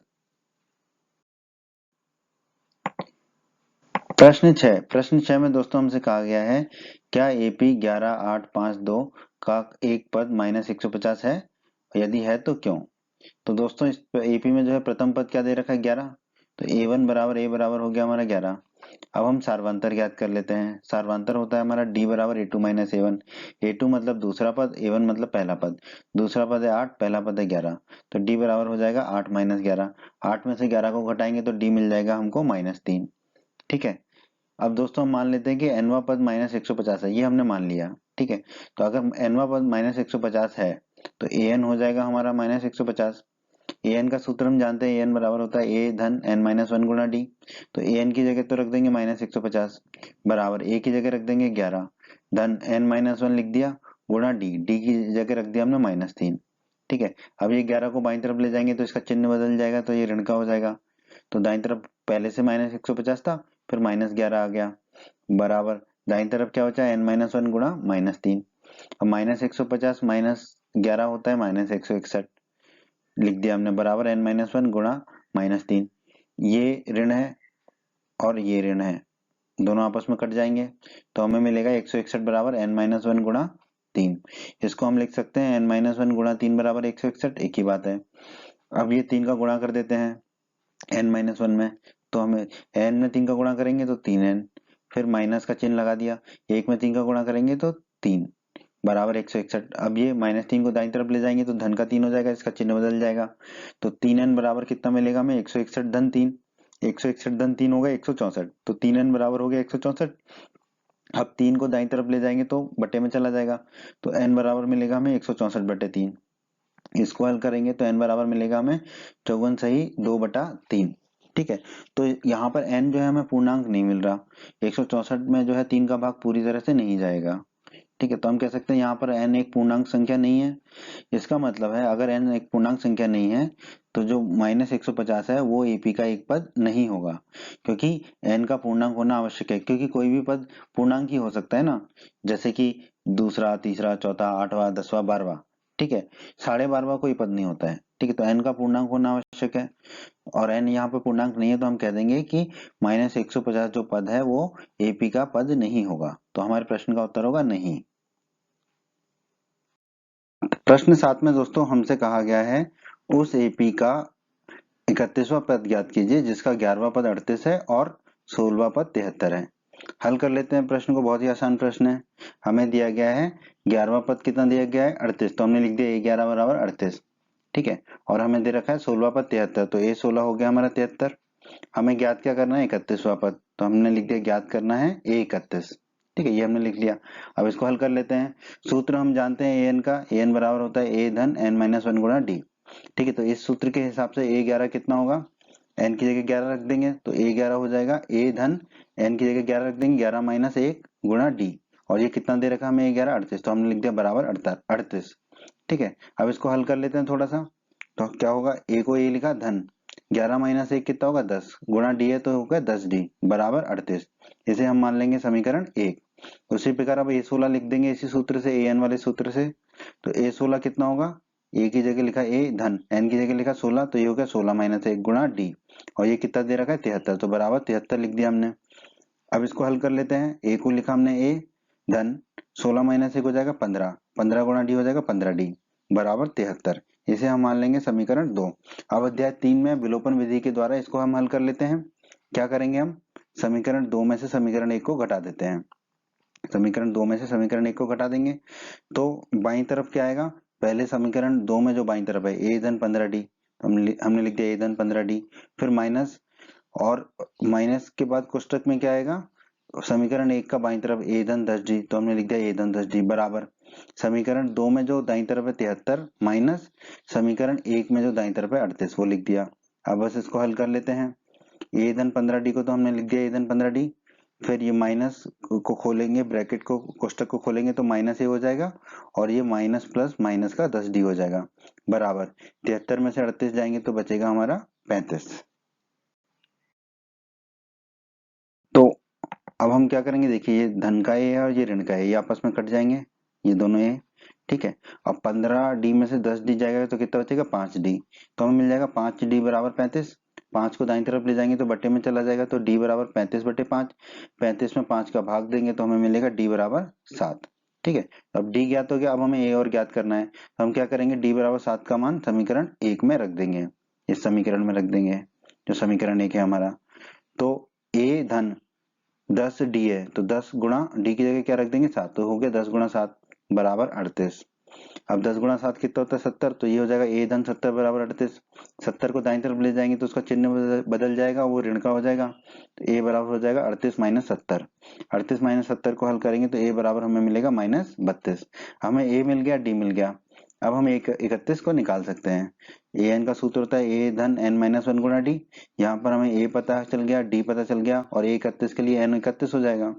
तो ए 31 कितना आएगा हमारा, ए की जगह रख देंगे माइनस 32, ए की जगह रख दिया माइनस 32 धन एन माइनस 1, एन की जगह रख देंगे 31 क्योंकि 31 निकाल रहे हैं, तो 31 माइनस 1 हो जाएगा गुणा डी। डी कितना आया था हमारा 7, तो डी की जगह रख दिया हमने 7। अब बस इसको हल कर लेते हैं। माइनस 32 को वही रखा धन 31 माइनस 1 कितना हो जाएगा 30 गुणा 7, 30 गुणा 7 कितना हो जाएगा हमारा 210। तो 31 हो जाएगा माइनस 32 धन 210, 210 में से 32 को घटाएंगे तो 31 हमारा आ जाएगा 178। 31 हमारा आ गया 178। तो हम कह सकते हैं अतः एपी का 31वां पद कितना है 178 है। तो हमारे इस प्रश्न का उत्तर क्या होगा 178।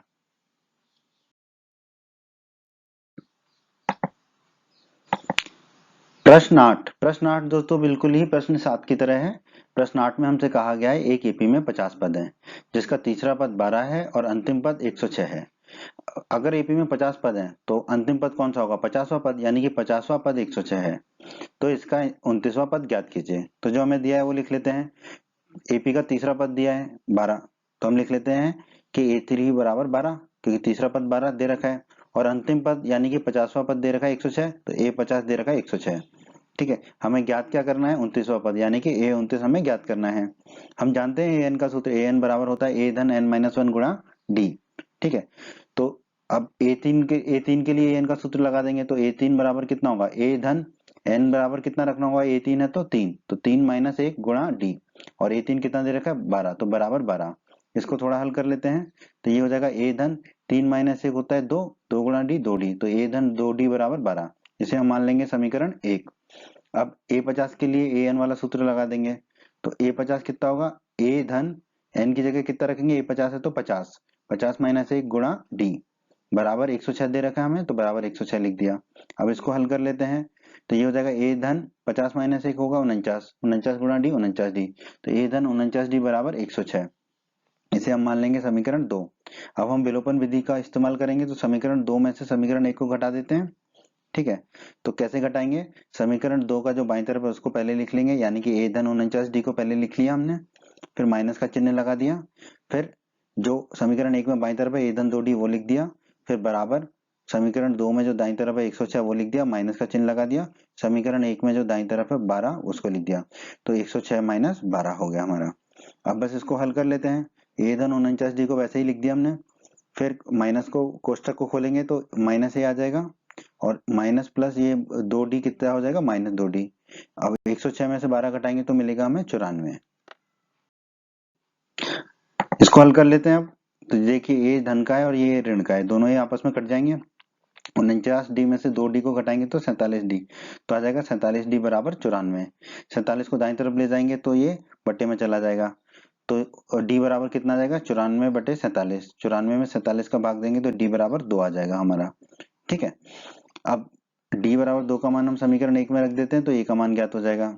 ठीक है, तो d बराबर 2 का मान समीकरण 1 में रख देते हैं। समीकरण 1 है a धन 2d बराबर 12, तो ये हो जाएगा a धन 2 और d की जगह रख देंगे 2, तो 2 गुणा 2 बराबर 12, 2 गुणा 2 होता है 4, तो ये हो जाएगा a धन 4 बराबर 12। 4 को दाईं तरफ ले जाएंगे तो ऋण का हो जाएगा, a बराबर आ जाएगा 12 माइनस 4, 12 में से 4 घटाएंगे तो a बराबर आ गया हमारा 8। अब हम जानते हैं an बराबर होता है a धन n माइनस 1 गुणा d।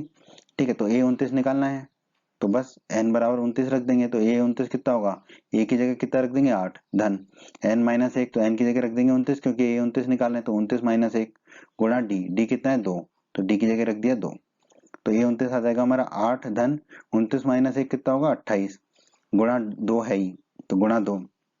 ठीक है, 28 गुणा 2 कितना हो जाएगा 56, तो ये 29 आ जाएगा 8 धन 56, 8 धन 56 होता है 64, तो ये 29 आ गया हमारा 64। तो हम कह सकते हैं एपी का 29वां पद कितना होगा 64 होगा। तो इस प्रश्न का क्या उत्तर है हमारा 64। प्रश्न 9, प्रश्न 9 में दोस्तों हमसे कहा गया है यदि किसी एपी के तीसरे और 9वें पद क्रमशः 4 और -8 हैं तो इसका कौन सा पद शून्य होगा। ठीक है, बहुत ही आसान प्रश्न है दोस्तों।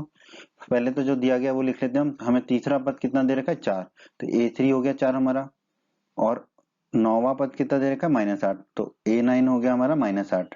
ठीक है, हम मान लेते हैं दोस्तों कि एपी का nवां पद शून्य है, इसका मतलब फिर an हो गया हमारा शून्य, और हमें n ज्ञात करना है, तो हमें ज्ञात क्या करना है n। ठीक है दोस्तों, हम जानते हैं an का सूत्र होता है a बराबर n-1 गुणा d। अब ये सूत्र पहले हम a3 के लिए लगा देंगे फिर a9 के लिए लगा देंगे। ठीक है, तो a3 बराबर कितना हो जाएगा a धन n-1, n की जगह क्या रखना होगा, a3 है तो 3, तो 3 माइनस 1 गुणा d, और बराबर a3 कितना दे रखा है हमें 4, तो लिख दिया हमने बराबर 4। इसको हल कर लेते हैं, तो ये हो जाएगा a धन 3 माइनस 1 होता है 2, तो 2 गुणा d हो जाएगा 2d, तो a धन 2d बराबर 4, इसे हम मान लेंगे समीकरण 1। ठीक है, अब a9 के लिए ये सूत्र लगा देंगे an वाला, तो a9 कितना हो जाएगा a9 बराबर a धन n माइनस 1, तो n कितना होगा, a9 है तो 9, तो 9 माइनस 1 गुणा d बराबर a9 कितना दे रखा है -8, तो हमने लिख दिया बराबर -8। अब इसको हल कर लेते हैं थोड़ा सा, तो ये हो जाएगा a धन 9 माइनस 1 होता है 8, 8 गुणा d 8d, तो a धन 8d बराबर -8, इसे हम मान लेंगे समीकरण 2। अब दोस्तों इसको हम विलोपन विधि से हल कर लेते हैं, समीकरण 2 में से समीकरण 1 को घटाने पर। ठीक है, तो कैसे घटाएंगे, समीकरण 2 का जो बाईं तरफ है a धन 8d उसको पहले लिख लेंगे a धन 8d, फिर माइनस का चिन्ह लगाएंगे, फिर दूसरे कोष्टक में क्या लिखेंगे, समीकरण 1 में जो बाईं तरफ है a धन 2d, फिर बराबर का चिन्ह लगाएंगे, फिर समीकरण 2 में जो दाईं तरफ है उसको पहले लिख लेंगे -8, फिर माइनस का चिन्ह लगाएंगे, फिर समीकरण 1 में जो दाईं तरफ है उसको लिख देंगे, क्योंकि हमें समीकरण 2 में से समीकरण 1 को घटाना है। ठीक है, अब इसको हल कर लेते हैं थोड़ा सा, तो a धन 8d तो वही होगा, माइनस का चिन्ह है तो माइनस a हो जाएगा और -2d हो जाएगा, -8 और -4 कितना हो जाएगा बराबर में -12। आइए अब इसको हल कर लेते हैं, ये धन का है ये ऋण का है, तो ये दोनों ही आपस में कट जाएंगे, 8d में से 2d घटाएंगे तो मिलेगा 6d, तो 6d बराबर हो जाएगा हमारा -12।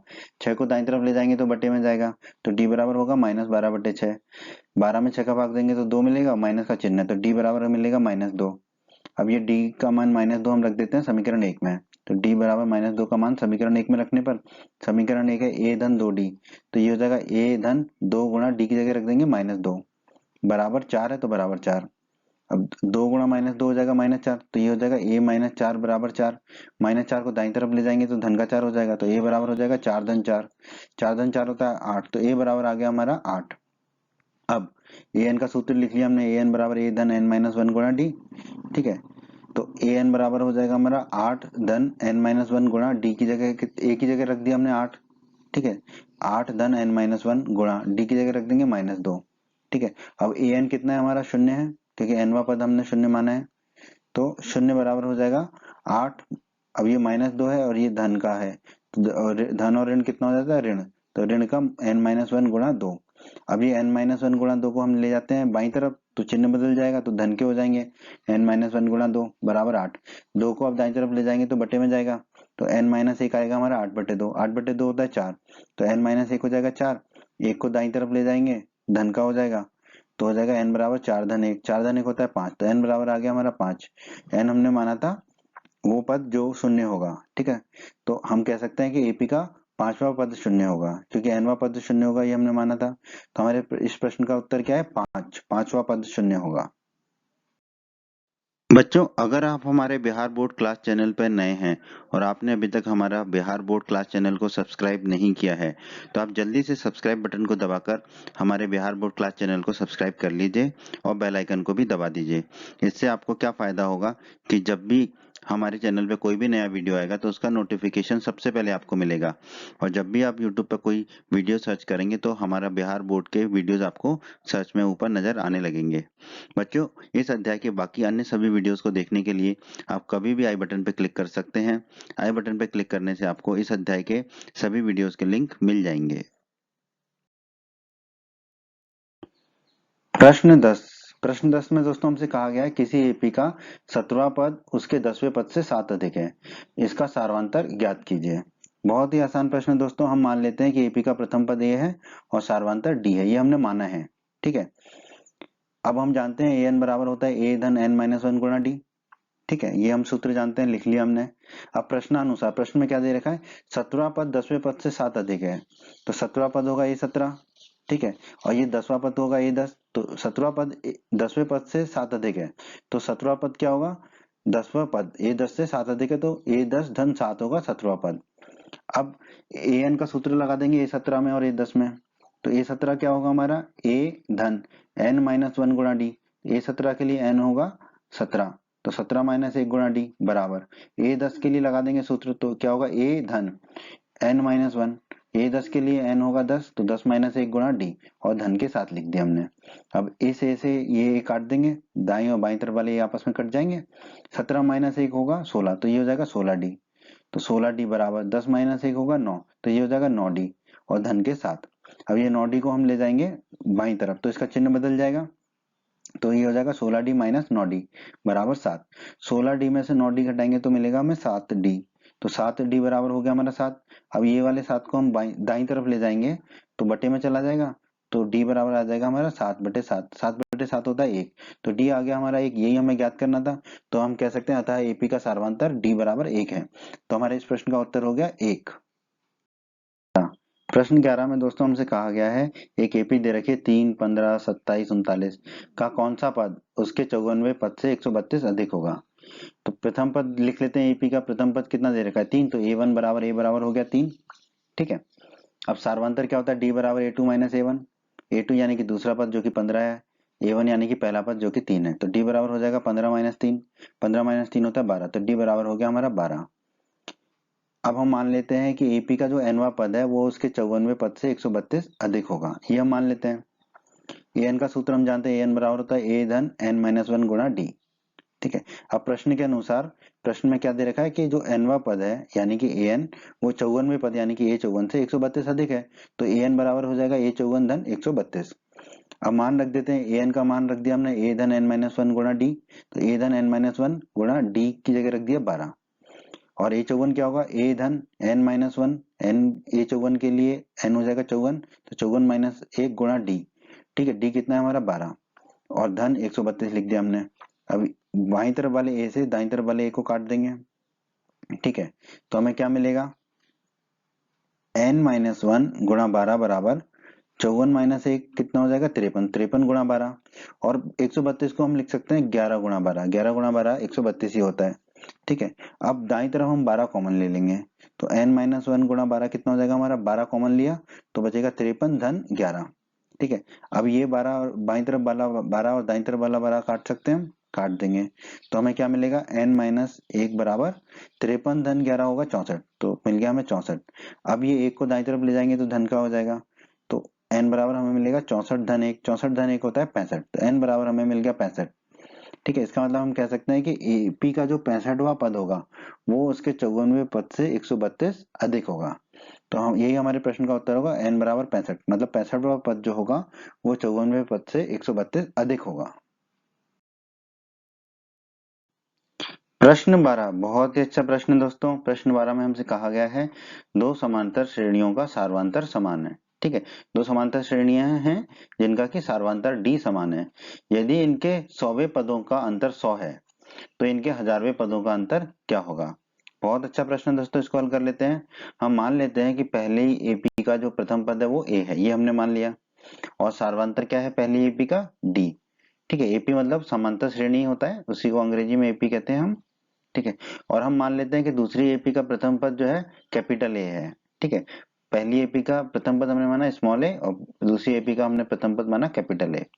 ठीक है, और प्रश्न में कहा गया दोनों समांतर श्रेणियों का सार्वंतर समान है, तो दूसरी एपी का भी सार्वंतर क्या होगा, स्मॉल डी। ठीक है, तो दोनों समांतर श्रेणियों का सार्वंतर होगा स्मॉल डी। ठीक है, अब दोस्तों हम जानते हैं ए एन बराबर होता है ए धन एन माइनस वन गुणा डी। तो इस हिसाब से पहली एपी का 100वां पद यानी कि स्मॉल ए 100, ये क्या होगा, ये होगा स्मॉल ए 100 बराबर ए, जो भी पहली श्रेणी है उसका प्रथम पद क्या है स्मॉल ए, तो हमने लिख दिया स्मॉल ए धन 100वां पद है तो 100 माइनस 1, एन माइनस 1 में एन की जगह रखेंगे 100, तो 100 माइनस 1 गुणा डी। ठीक है, अब इसको बस थोड़ा हल कर लेते हैं। ए को ये लिखा धन 100 माइनस 1 हो गया 99 गुणा डी है तो 99 डी, तो ए 100 आ गया पहली एपी का, ए 100 आ गया स्मॉल ए धन 99 डी। अब दूसरी एपी का 100वां पद यानी कि कैपिटल ए 100, ये कितना होगा, कैपिटल ए 100 बराबर होगा दूसरी एपी का प्रथम पद क्या है कैपिटल ए, तो लिख दिया कैपिटल ए धन कौन सा पद है एन माइनस 1 लिखना होता है, तो एन मतलब कौन सा पद है 100वां पद है, ए 100 है तो एन की जगह लिख देंगे 100, तो ये हो जाएगा 100 माइनस 1 गुणा डी। ठीक है, इसको भी थोड़ा हल कर लेते हैं, तो ये आ जाएगा कैपिटल ए धन 99 डी।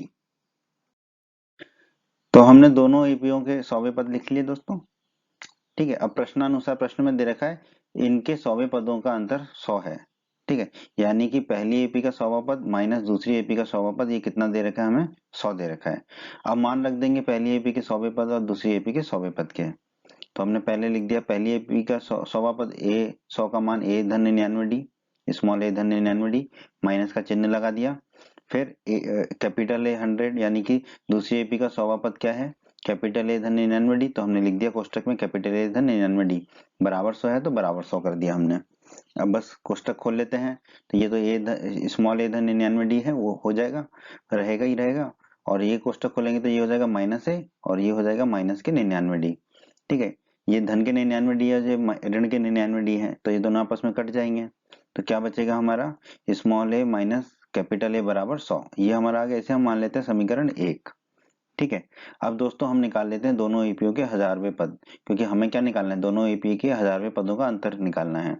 तो पहली एपी का 1000वां पद क्या होगा, पहली एपी का पहला पद जो स्मॉल ए हमने माना था धन एन माइनस 1 लिखते हैं, तो एन कितना हो जाएगा 1000, तो 1000 माइनस 1 गुणा डी। ठीक है, इसको थोड़ा हल कर लेते हैं, तो ये आ जाएगा ए धन 1000 में से 1 जाएगा तो 999 गुणा डी। ठीक है, उसी प्रकार हम निकाल लेते हैं दूसरी एपी का 1000वां पद, तो दूसरी एपी का पहला पद क्या कैपिटल है वो लिख दिया धन एन माइनस 1 गुणा डी होता है, तो एन कितना होगा 1000वां पद है तो 1000, तो ये हो जाएगा 1000 माइनस 1 गुणा डी। ठीक है, इसको हल कर लेते हैं, तो आ जाएगा कैपिटल ए धन 1000 में से 1 जाएगा तो 999 डी। ठीक है, अब हमें क्या निकालना है दोनों समांतर श्रेणियों के 1000वें पदों का अंतर निकालना है, तो वो क्या होगा स्मॉल ए 1000 ये जो निकाला है हमने माइनस कैपिटल ए 1000 ये निकाला है, इन दोनों के मान रख देते हैं। ठीक है, तो स्मॉल ए 1000 का मान रख देंगे स्मॉल ए धन 999 डी, माइनस का चिन्ह लगा देंगे, फिर कैपिटल ए 1000 का मान रख देंगे कैपिटल ए धन 999 डी। तो दोस्तों अब इसको थोड़ा सा हल कर लेते हैं, बस कोष्टक को खोल लेते हैं। ठीक है, तो ये तो रहेगा ए धन 999 डी स्मॉल ए धन 999 डी, कोष्टक खोलेंगे तो ये हो जाएगा माइनस ए और ये हो जाएगा माइनस 999 डी, तो ये धन का 999 डी है और ये ऋण का 999 डी है, ये दोनों आपस में कट जाएंगे, तो हमें क्या प्राप्त होगा small A minus capital A. हमने समीकरण 1 में निकाला था small A minus capital A कितना है 100, तो मान रख देंगे। तो ये हमारा आ जाएगा 1000वें पदों का अंतर कितना आ जाएगा 100। ठीक है, तो हम कह देंगे दोनों समांतर श्रेणियों के 1000वें पदों का अंतर कितना होगा 100 होगा। तो हमारे इस प्रश्न का क्या उत्तर होगा 100। प्रश्न 13 में दोस्तों हमसे पूछा गया है 3 अंकों वाली कितनी संख्याएं 7 से विभाज्य होंगी। ठीक है, तो इस प्रश्न को समझिएगा। दोस्तों हम जानते हैं 3 अंकों वाली जो सबसे छोटी या सबसे पहली संख्या है वो कौन सी होती है 100 होती है। आप जानते हैं 14 सत्ते 98 होता है और 15 सत्ते 105 होता है। ठीक है, तो इसका मतलब जो है 7 से विभाज्य होने वाली 3 अंकों वाली सबसे छोटी संख्या या सबसे पहली संख्या क्या होगी 105 होगी, क्योंकि उससे पहले जो विभाज्य हो रही है 7 से वो कौन सी 98 है, पर 98 2 अंकों की संख्या है। ठीक है, तो पहली संख्या कौन सी होगी हमारी जो 3 अंकों की विभाज्य होगी 105। ठीक है, उसी प्रकार 3 अंकों वाली अंतिम संख्या कौन सी है दोस्तों 999। उसके बाद 1000 होता है जो कि 4 अंकों वाली संख्या है। दोस्तों आप देखेंगे 143 गुणा 7 करेंगे तो आपको मिलेगा 1001, ये 4 अंकों वाली संख्या है। इसका मतलब क्या है, जब हम 142 गुणा 7 करेंगे तो हमें मिलेगा 994। ठीक है, तो 994 जो है सबसे बड़ी संख्या होगी 3 अंकों वाली जो 7 से विभाज्य होगी। तो हमें पहली संख्या मिल गई और अंतिम संख्या मिल गई 3 अंकों वाली जो 7 से विभाज्य है। ठीक है, तो 3 अंकों वाली संख्या जो 7 से विभाज्य है वो क्या क्या होंगी 105 होगी, पहली संख्या जो हमने निकाली थी।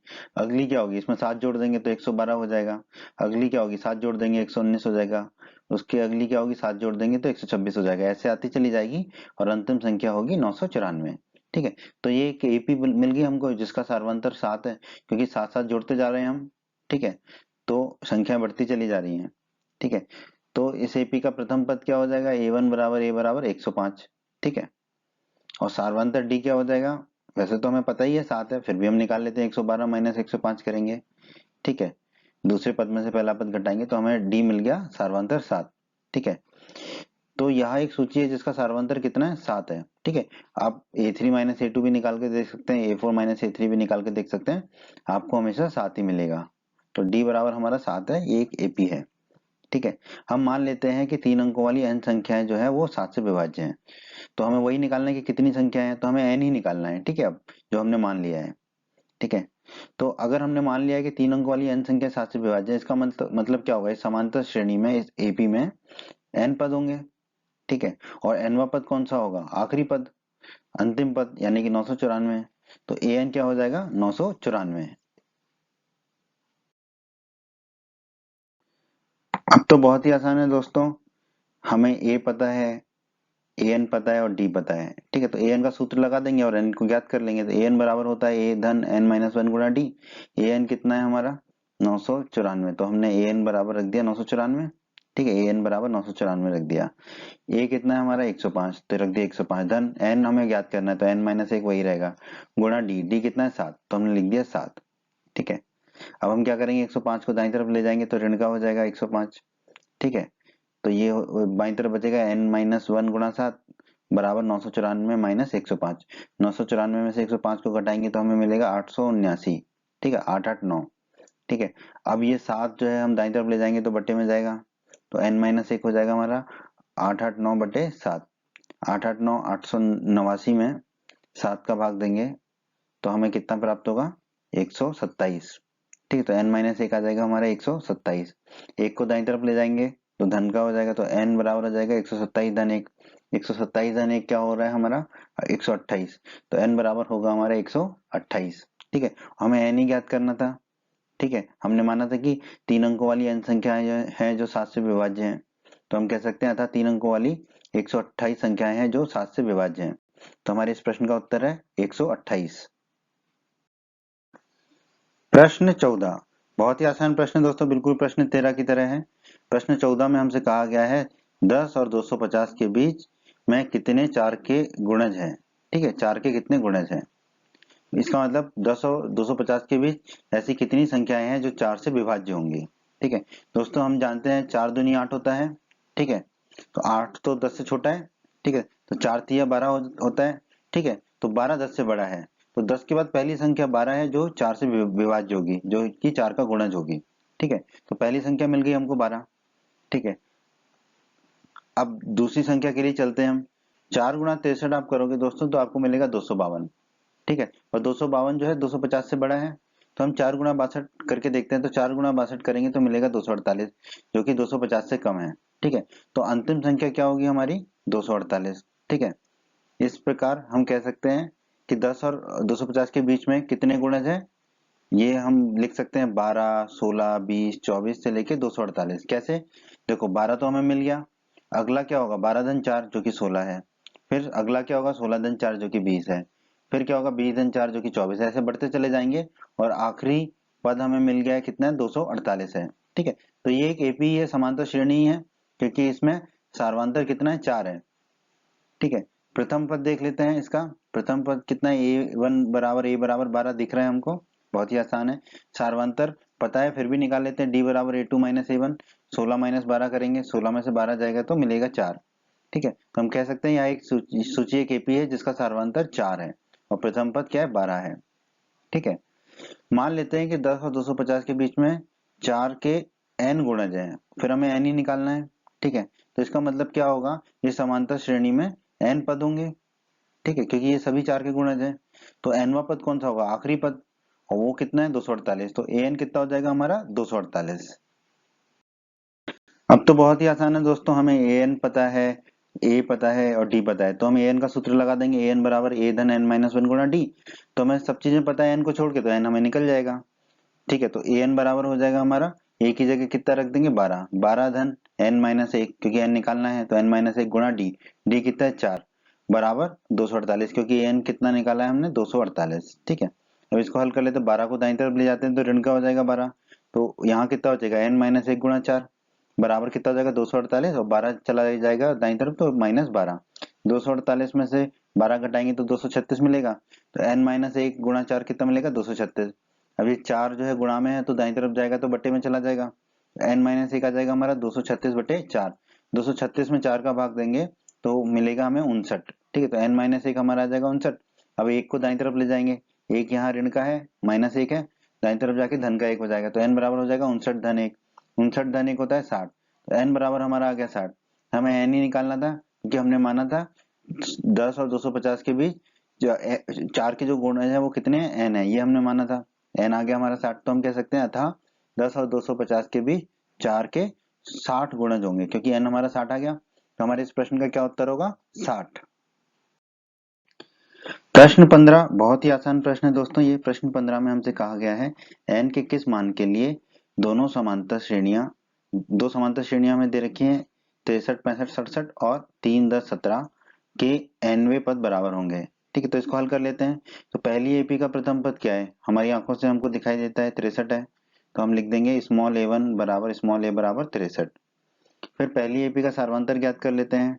स्मॉल डी बराबर होगा a2 माइनस a1, यानी कि पहली एपी के दूसरा पद माइनस पहला पद, दूसरा पद है 65, पहला पद है 63, तो स्मॉल डी हो जाएगा हमारा 65 माइनस 63, 65 में से 63 को घटाएंगे तो डी बराबर आ जाएगा 2 स्मॉल डी। तो पहली एपी का सार्वंतर आ गया। अब दोस्तों an का सूत्र हम जानते हैं, an बराबर होता है a धन n माइनस वन गुणा डी। तो पहली एपी, पहली समांतर श्रेणी का nवां पद क्या होगा? स्मॉल an बराबर उसका पहला पद कितना है? 63, तो लिख दिया 63, स्मॉल ए की जगह लिख दिया 63 धन n माइनस वन, n हमें पता नहीं है तो n माइनस वन ही लिखा, गुणा d है, d की जगह हमने रख दिया 2।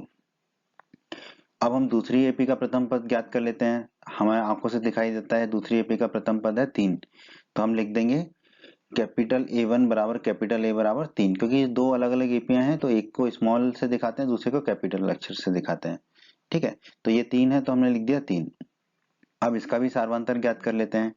इसका सार्वंतर को हम लिख देंगे कैपिटल डी बराबर capital A2 minus capital A1, यानी कि दूसरी एपी का दूसरे पद में से पहले पद को घटाना है।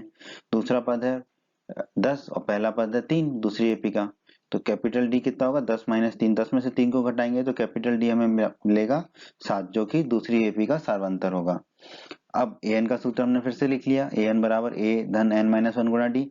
तो दूसरी एपी का nवां पद क्या होगा? कैपिटल an लिख देंगे उसको, कैपिटल an बराबर दूसरी एपी का पहला पद स्मॉल a, यानी कि पहला पद क्या है?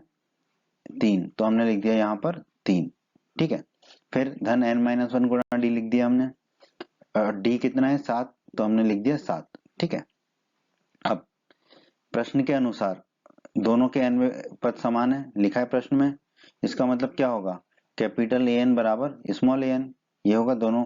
अब दोनों के मान लिख देते हैं, कैपिटल ए एन का मान और स्मॉल ए एन का मान, और दोनों को बराबर कर देते हैं। कैपिटल ए एन है हमारा 3 धन n माइनस वन गुणा 7, तो वो लिख दिया हमने 3 धन n माइनस वन गुणा 7 बराबर स्मॉल ए एन है 63 धन n माइनस वन गुणा 2, वो लिख दिया हमने। अब बस इसको थोड़ा सा हल कर लेते हैं। 3 तो 3 ही रहा, धन 7 का गुणा कर लेंगे इसमें, तो n गुणा 7 हो जाएगा 7n, और माइनस 1 गुणा 7 होगा -7, बराबर का चिन्ह लगा दिया, 63 लिख दिया, धन n गुणा 2 होगा 2n, फिर -1 गुणा 2 होगा -2। ठीक है, अब इसको हल कर लेते हैं थोड़ा सा। देखो ये है धन का 3, ये है ऋण का 7, तो ऋण का 4 बचेगा, फिर तो ये हो जाएगा 7n माइनस 4। दाईं तरफ देखेंगे, ये है 2n, तो 2n ही रहेगा, 63 में से 2 जाएगा, 63 है धन का, 2 है ऋण का, तो बचेगा 61। ठीक है, अब इस समीकरण को हल कर लेते हैं बस, फिर हमें n का मान प्राप्त हो जाएगा। क्या करते हैं, -4 को दाईं तरफ ले जाएंगे तो धन का 4 हो जाएगा, 2n को बाईं तरफ ले जाएंगे तो ऋण का 2n हो जाएगा। तो ये हो गया 7n, 2n आया यहाँ पर तो ऋण का 2n बराबर 61 था ही, ऋण का 4 गया तो हो गया धन का 4। अब 7n में से 2n घटाएंगे तो 5n मिलेगा, और 61 धन 4 होता है 65। अब ये 5 गुणा n है, तो 5 को दाईं तरफ ले जाएंगे तो बटे में जाएगा, तो n बराबर होगा 65/5। 65 में 5 का भाग देंगे तो हमें मिलेगा 13, 13 पंजे 65 होता है। ठीक है, हमें n ही ज्ञात करना था इस प्रश्न में, तो हम कह सकते हैं अतः दोनों समांतर श्रेणियों के 13वें पद बराबर होंगे, क्योंकि n बराबर 13 है, तो हमारे इस प्रश्न का उत्तर क्या होगा, 13। बच्चों, अगर आप हमारे बिहार बोर्ड क्लास चैनल पर नए हैं और आपने अभी तक हमारा बिहार बोर्ड क्लास चैनल को सब्सक्राइब नहीं किया है, तो आप जल्दी से सब्सक्राइब बटन को दबाकर हमारे बिहार बोर्ड क्लास चैनल को सब्सक्राइब कर लीजिए और बेल आइकन को भी दबा दीजिए। इससे आपको क्या फायदा होगा कि जब भी हमारे चैनल पे कोई भी नया वीडियो आएगा तो उसका नोटिफिकेशन सबसे पहले आपको मिलेगा, और जब भी आप यूट्यूब पर कोई वीडियो सर्च करेंगे तो हमारा बिहार बोर्ड के वीडियोस आपको सर्च में ऊपर नजर आने लगेंगे। बच्चों, इस अध्याय के बाकी अन्य सभी वीडियोस को देखने के लिए आप कभी भी आई बटन पर क्लिक कर सकते हैं। आई बटन पर क्लिक करने से आपको इस अध्याय के सभी वीडियोस के लिंक मिल जाएंगे। 16 बहुत ही आसान प्रश्न है दोस्तों। इस प्रश्न में हमसे कहा गया है वह एपी ज्ञात कीजिए जिसका तीसरा पद 16 है और सातवां पद जो है वो पांचवें पद से 12 अधिक है। ठीक है, तो हम मान लेते हैं कि इस एपी का प्रथम पद ए है और सारवांतर डी है, ये हमने मान लिया। ठीक है, और हम जानते हैं ए एन का सूत्र होता है ए एन बराबर ए धन एन माइनस वन गुणा डी। अब दोस्तों प्रश्न में दो शर्तें दे रखी है, एक पहला है कि तीसरा पद 16 और दूसरा है सातवां पद पांचवें पद से 12 अधिक है। तो हम दूसरी शर्त को पहले देख रहे हैं, यहाँ पर सातवां पद पांचवें पद से अधिक है, तो इसको कैसे लिखेंगे, जो सातवां पद होगा ए 7 वो पांचवें पद ए 5 से 12 अधिक होगा, तो ए 7 बराबर हम लिखेंगे ए 5 धन 12, क्योंकि पांचवें पद से 12 अधिक है, ये प्रश्न में दे रखा है। अब ए एन के सूत्र किससे, ए 7 और ए 5 के मान रख देंगे, तो ए 7 क्या होगा, ए सूत्र से देखिए ए धन एन माइनस वन, ए 7 है तो एन की जगह 7 रख देंगे, 7 माइनस 1 गुणा डी बराबर ए 5 की जगह क्या रखेंगे, ए धन, ठीक है, एन माइनस 1, एन क्या होगा ए 5 में 5, 5 माइनस 1 गुणा डी, और धन 12 है तो धन 12 लिख दिया। अब देखो बाईं तरफ भी ए है और दाईं तरफ भी ए है, ये दोनों ए आपस में कट जाएंगे, और 7 माइनस 1 कितना हो जाएगा 6, तो ये हो जाएगा 6 डी। इसी प्रकार दाईं तरफ देखिए 5 माइनस 1 क्या हो जाएगा 4, और गुणा डी है तो हो जाएगा 4 डी, और धन के 12 है तो धन के 12। ठीक है, अब ये 4 डी को हम बाईं तरफ ले जाएंगे तो इसका चिन्ह बदल जाएगा, तो ये मिलेगा हमें 6 डी माइनस 4 डी बराबर 12। 6 डी में से 4 डी जाएंगे तो कितने मिलेंगे 2 डी, तो 2 डी बराबर 12, 2 गुणा डी है, 2 को दाईं तरफ ले जाएंगे तो बटे में चला जाएगा, तो डी बराबर 12/2, 12 में 2 का भाग देंगे तो डी बराबर हमें प्राप्त होगा 6। ठीक है, तो हमें डी प्राप्त हो गया 6। ठीक है, अब हमें दिया गया, अब जो पहली शर्त है उसको लिख लेते हैं कि तीसरा पद 16 है। ठीक है, ए 3 16 दे रखा है, अब ए एन का सूत्र लगा देते हैं ए 3 में।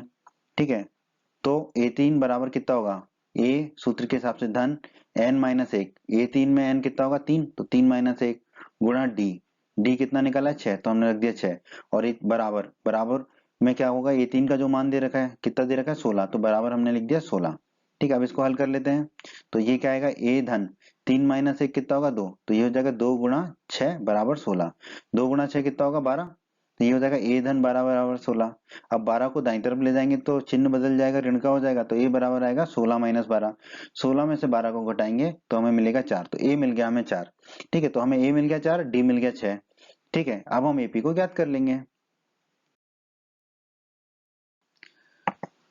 तो दोस्तों हमने ए प्रथम पद निकाल लिया और सार्वंतर डी निकाल लिया। ठीक है, ए बराबर 4 और डी बराबर 6। अब हम एपी को लिख सकते हैं जैसा कि हमने प्रश्नावली 5.1 में किया था।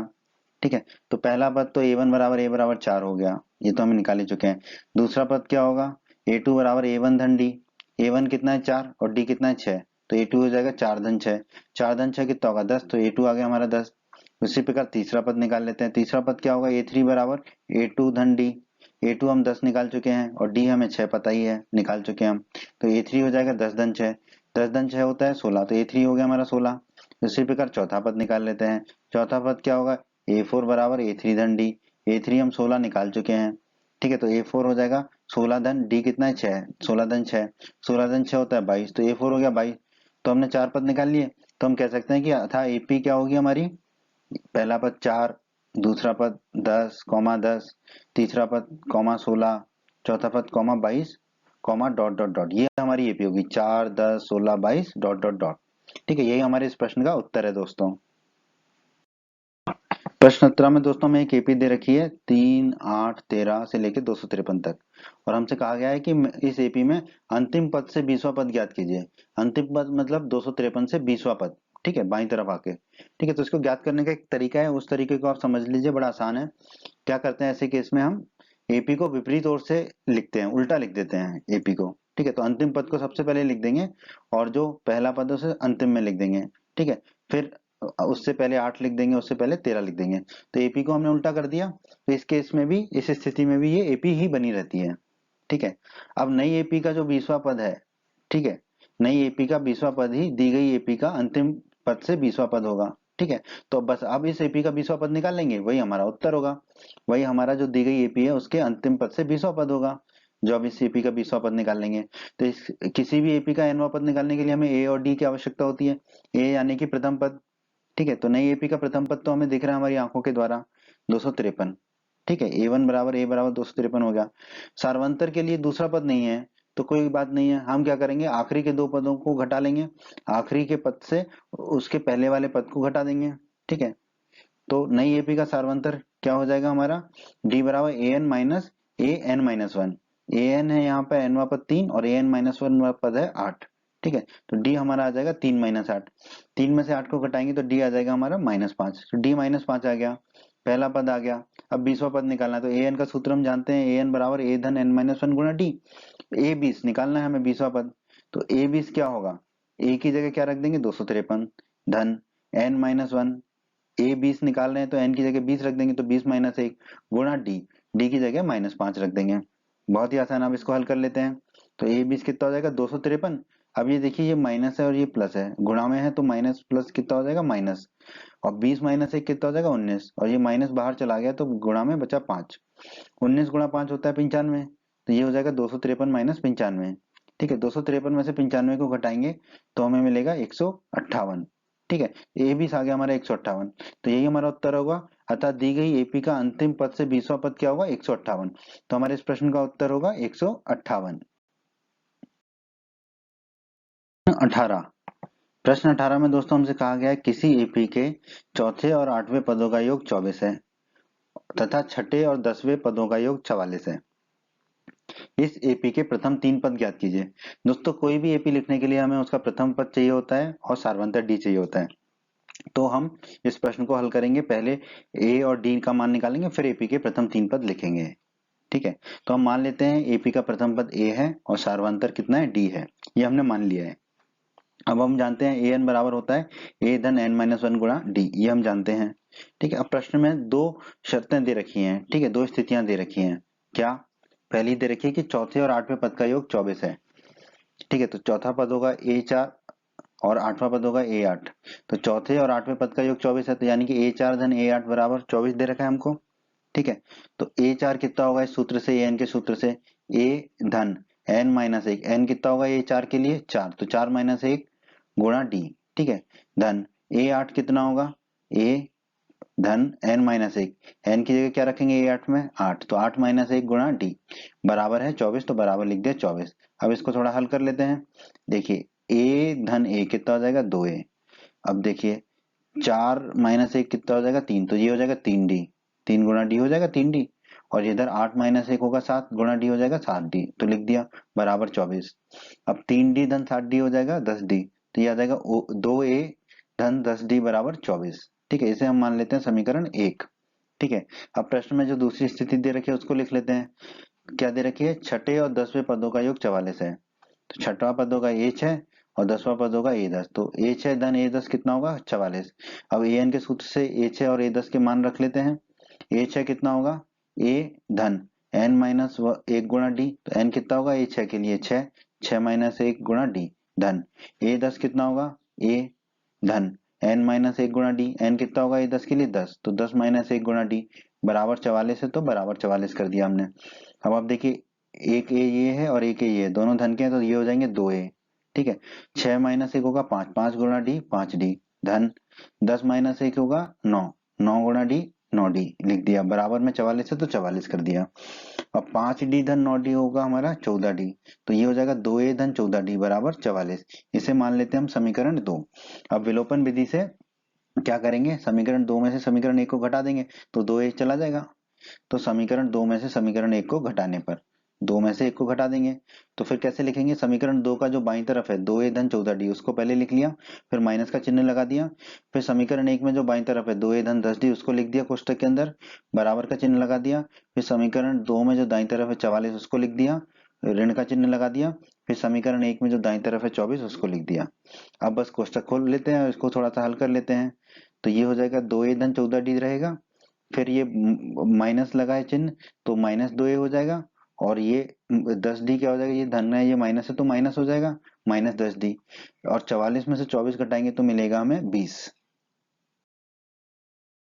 समीकरण को हल कर लेते हैं दोस्तों। ये 2a धन का है और ये 2a ऋण का है, तो ये 2a से ये वाला 2a कट जाएगा। ठीक है, 14d में से 10d को घटाएंगे तो कितना फिर बचेगा 4d, तो 4d बराबर 20 आ गया। ये 4 गुना d है तो 4 को दाईं तरफ ले जाएंगे तो बट्टे में जाएगा, तो d बराबर 20 बटे 4, 20 में 4 का भाग देंगे तो 5 मिलेगा, तो d मिल गया हमें 5। अब ये d बराबर 5 का मान हम समीकरण 1 में रख देते हैं तो a का मान ज्ञात हो जाएगा। तो d बराबर 5 का मान समीकरण 1 में रखने पर, ठीक है, समीकरण 1 है 2a धन 10d बराबर 24। ठीक है, तो d का मान रख देते हैं 5, तो ये क्या हो जाएगा 2a धन 10 गुणा d की जगह रख देंगे 5, तो 10 गुणा 5 बराबर 24। 10 गुणा 5 कितना होगा 50, तो ये हो जाएगा 2a धन 50 बराबर 24। अब 50 को दाईं तरफ ले जाते हैं तो ऋण का हो जाएगा, तो 2a बराबर हो जाएगा 24 माइनस 50, 24 में से 50 को घटाएंगे तो माइनस 26 मिलेगा, तो 2a बराबर माइनस 26। अब ये 2 को दाईं तरफ ले जाएंगे तो बट्टे में चला जाएगा, तो a बराबर माइनस 26 बटे 2, माइनस 26 मतलब 26 में 2 का भाग देंगे तो 13 मिलेगा और माइनस का चिन्ह है ही, तो a बराबर आ जाएगा हमारा माइनस 13। अब हमें a मिल गया और d मिल गया। अब हम AP के प्रथम 3 पद लिख देंगे बड़ी आसानी से, a निकाल लिया और d निकाल लिया। अब AP के प्रथम 3 पद लिख देते हैं, तो पहला पद तो a ही होता है, तो a1 बराबर a बराबर हो गया माइनस 13, ये हो गया पहला पद। दूसरा पद क्या होता है हमारा a2 बराबर a1 धन d, तो a1 है माइनस 13 और d है 5, तो a2 हो जाएगा माइनस 13 धन 5। ठीक है, माइनस 13 धन 5 कितना होगा माइनस 8, तो a2 आ गया हमारा माइनस 8 दूसरा पद। तीसरा पद लिख लेते हैं, तीसरा पद क्या होगा a3 बराबर a2 धन d। ठीक है, a2 हम निकाल चुके हैं माइनस 8, तो a3 कितना हो जाएगा माइनस 8 धन d कितना है 5, तो माइनस 8 धन 5 ये कितना होगा माइनस 3, तो a3 आ गया माइनस 3। तो हमने AP के प्रथम 3 पद निकाल लिए, वो क्या क्या होंगे माइनस 13 माइनस 8 और माइनस 3। यही हमारे इस प्रश्न का उत्तर है दोस्तों। 19 प्रश्न 19 में दोस्तों हमसे कहा गया है सुब्बा राव ने 1995 में 5,000 रुपए के मासिक वेतन पर कार्य आरंभ किया और प्रत्येक वर्ष 200 रुपए की वेतन वृद्धि प्राप्त की। किस वर्ष में उसका वेतन जो है 7,000 रुपए हो गया। बहुत अच्छा प्रश्न है दोस्तों, इसको हल कर लेते हैं। ठीक है, तो देखिए 1995 में सुब्बा राव का मासिक वेतन कितना था 5,000 रुपए। ठीक है, और हर साल उसको वेतन वृद्धि कितनी मिली है प्रत्येक वर्ष 200 रुपए। तो 1996 में सुब्बा राव का मासिक वेतन कितना हो गया होगा 5,000 धन 200 यानी कि 5200 रुपए। उसी प्रकार अगले साल 1997 में सुब्बा राव का मासिक वेतन कितना हो गया होगा 5200 पे 200 रुपए बढ़ के मिलेंगे यानी कि 5400 रुपए। उसी प्रकार 1998 में सुब्बा राव का मासिक वेतन कितना हो गया होगा 5400 पे 200 रुपए बढ़ के मिलेंगे यानी कि 5600 रुपए। अब इसको समझिए ये कैसे एपी बन रहा है। देखो पहला पद कितना आ रहा है हमारा 5000, a1 बराबर a बराबर 5000। दूसरा पद क्या आ रहा है देखो 5000 धन 200। ठीक है, यानी कि पहले पद में कुछ जोड़ा हमने सारवांतर, देखो सब में 200 200 जोड़ रहे हैं ना, तो इसलिए लिख दिया हमने a2 बराबर a1 धन d। ठीक है, A1 5000 है और D यहाँ पर 200 है। ठीक है, उसी प्रकार ये A3 बन रहा है हमारा 5400। ये कितना बन रहा है, A2 धन D, देखो A2 5200 था और D 200 था, तो A2 धन D इस प्रकार का बन रहा है। इसी प्रकार ये क्या बन रहा है हमारा A4 5600, A3 धन D A3 कितना आ रहा था 5400 और D कितना 200। ठीक है, तो ये एक AP जैसा बन रहा है हमारा। ठीक है, तो प्राप्त AP की सूची क्या होगी हमारी, 5000, 5200, 5400, 5600 इत्यादि इत्यादि। ये हमें एक AP मिल गई। प्रत्येक वर्ष वेतन की वृद्धि कितनी है, 200 रुपए, ये दे रखा है। तो सार्वंतर कितना हो जाएगा, D बराबर A2 माइनस A1, या 200 हम डायरेक्टली भी लिख सकते थे। ठीक है, पर हम यहाँ पे फिर भी लिख रहे हैं 5200 माइनस 5000, तो D बराबर हो गया 200। अब डायरेक्टली भी D बराबर 200 लिख सकते हैं, इसमें कोई दिक्कत नहीं है। ठीक है, अब हम मान लेते हैं कि nवें वर्ष जो है मिस्टर सुब्बा राव जी का जो है वेतन 7000 रुपये हो जाएगा, ये हम मान लेते हैं nवें वर्ष में। ठीक है, तो हमें n ज्ञात करना होगा। तो इसका मतलब क्या है, AP का nवां पद 7000 होगा, क्योंकि हमने मान लिया nवें वर्ष में सुब्बा राव का वेतन 7000 होगा। इसका मतलब है AP का nवां पद 7000 होगा, यानी कि AN बराबर होगा 7000। तो दोस्तों, जो काम की चीजें वो लिख लिया, बाकी हमने मिटा दिया। ठीक है, आप उसको पीछे जाके भी देख सकते हैं अगर कुछ छूटा है तो। ठीक है, हम यहाँ पे देखो AN 7000 है, A है 5000, D है 200, तो N हमें निकालना है, क्योंकि nवें वर्ष में उसका वेतन 7000 हो जाएगा। तो बहुत ही आसान है, AN का सूत्र हम जानते हैं, AN बराबर होता है A धन N माइनस 1 गुणा D। ठीक है, तो AN बराबर होगा A कितना है 5000 धन n-1 ही रहेगा, क्योंकि n का मान हमें ज्ञात करना है, गुणा d कितना है 200, तो हमने लिख दिया 200, और an का मान कितना है 7000, तो बराबर में हम कर देंगे 7000, तो ये हो जाएगा 5000 धन n-1 गुणा 200 बराबर 7000। 5000 और 200 में से हम 200 कॉमन ले लेते हैं, तो 200 कॉमन लिया, 5000 में से 200 कॉमन लिया तो बचेगा 25, क्योंकि 25 गुणा 200 होगा 5000। ठीक है, 25 गुणा 2 होगा 50, फिर 2 जीरो लग के 5000 हो जाएगा, और n-1 गुणा 200 में से हमने 200 कॉमन ले लिया तो n-1 ही बचा, बराबर 7000। ठीक है, अब 7000 में 200 का भाग देंगे तो हमें मिल जाएगा 35। ठीक है, तो और यहाँ पर देखिए 25 माइनस 1 कितना हो जाएगा 24, और धन का n। ठीक है, और ये 35 कैसे आया, 7000 में 200 का भाग दिया तो ये 35 आ गया था, और ये 24 कैसे आया, 25 में से 1 घटाया तो 24 आया, और धन n। अब ये 24 को दाईं तरफ ले जाएंगे तो ऋण का हो जाएगा, तो हमें मिलेगा n बराबर 35 माइनस 24, 35 में से 24 घटाएंगे तो मिलेगा 11, n बराबर हमारा आ गया 11। तो हम कह सकते हैं अतः 11वें वर्ष में सुब्बा राव का वेतन 7000 रुपये हो जाएगा।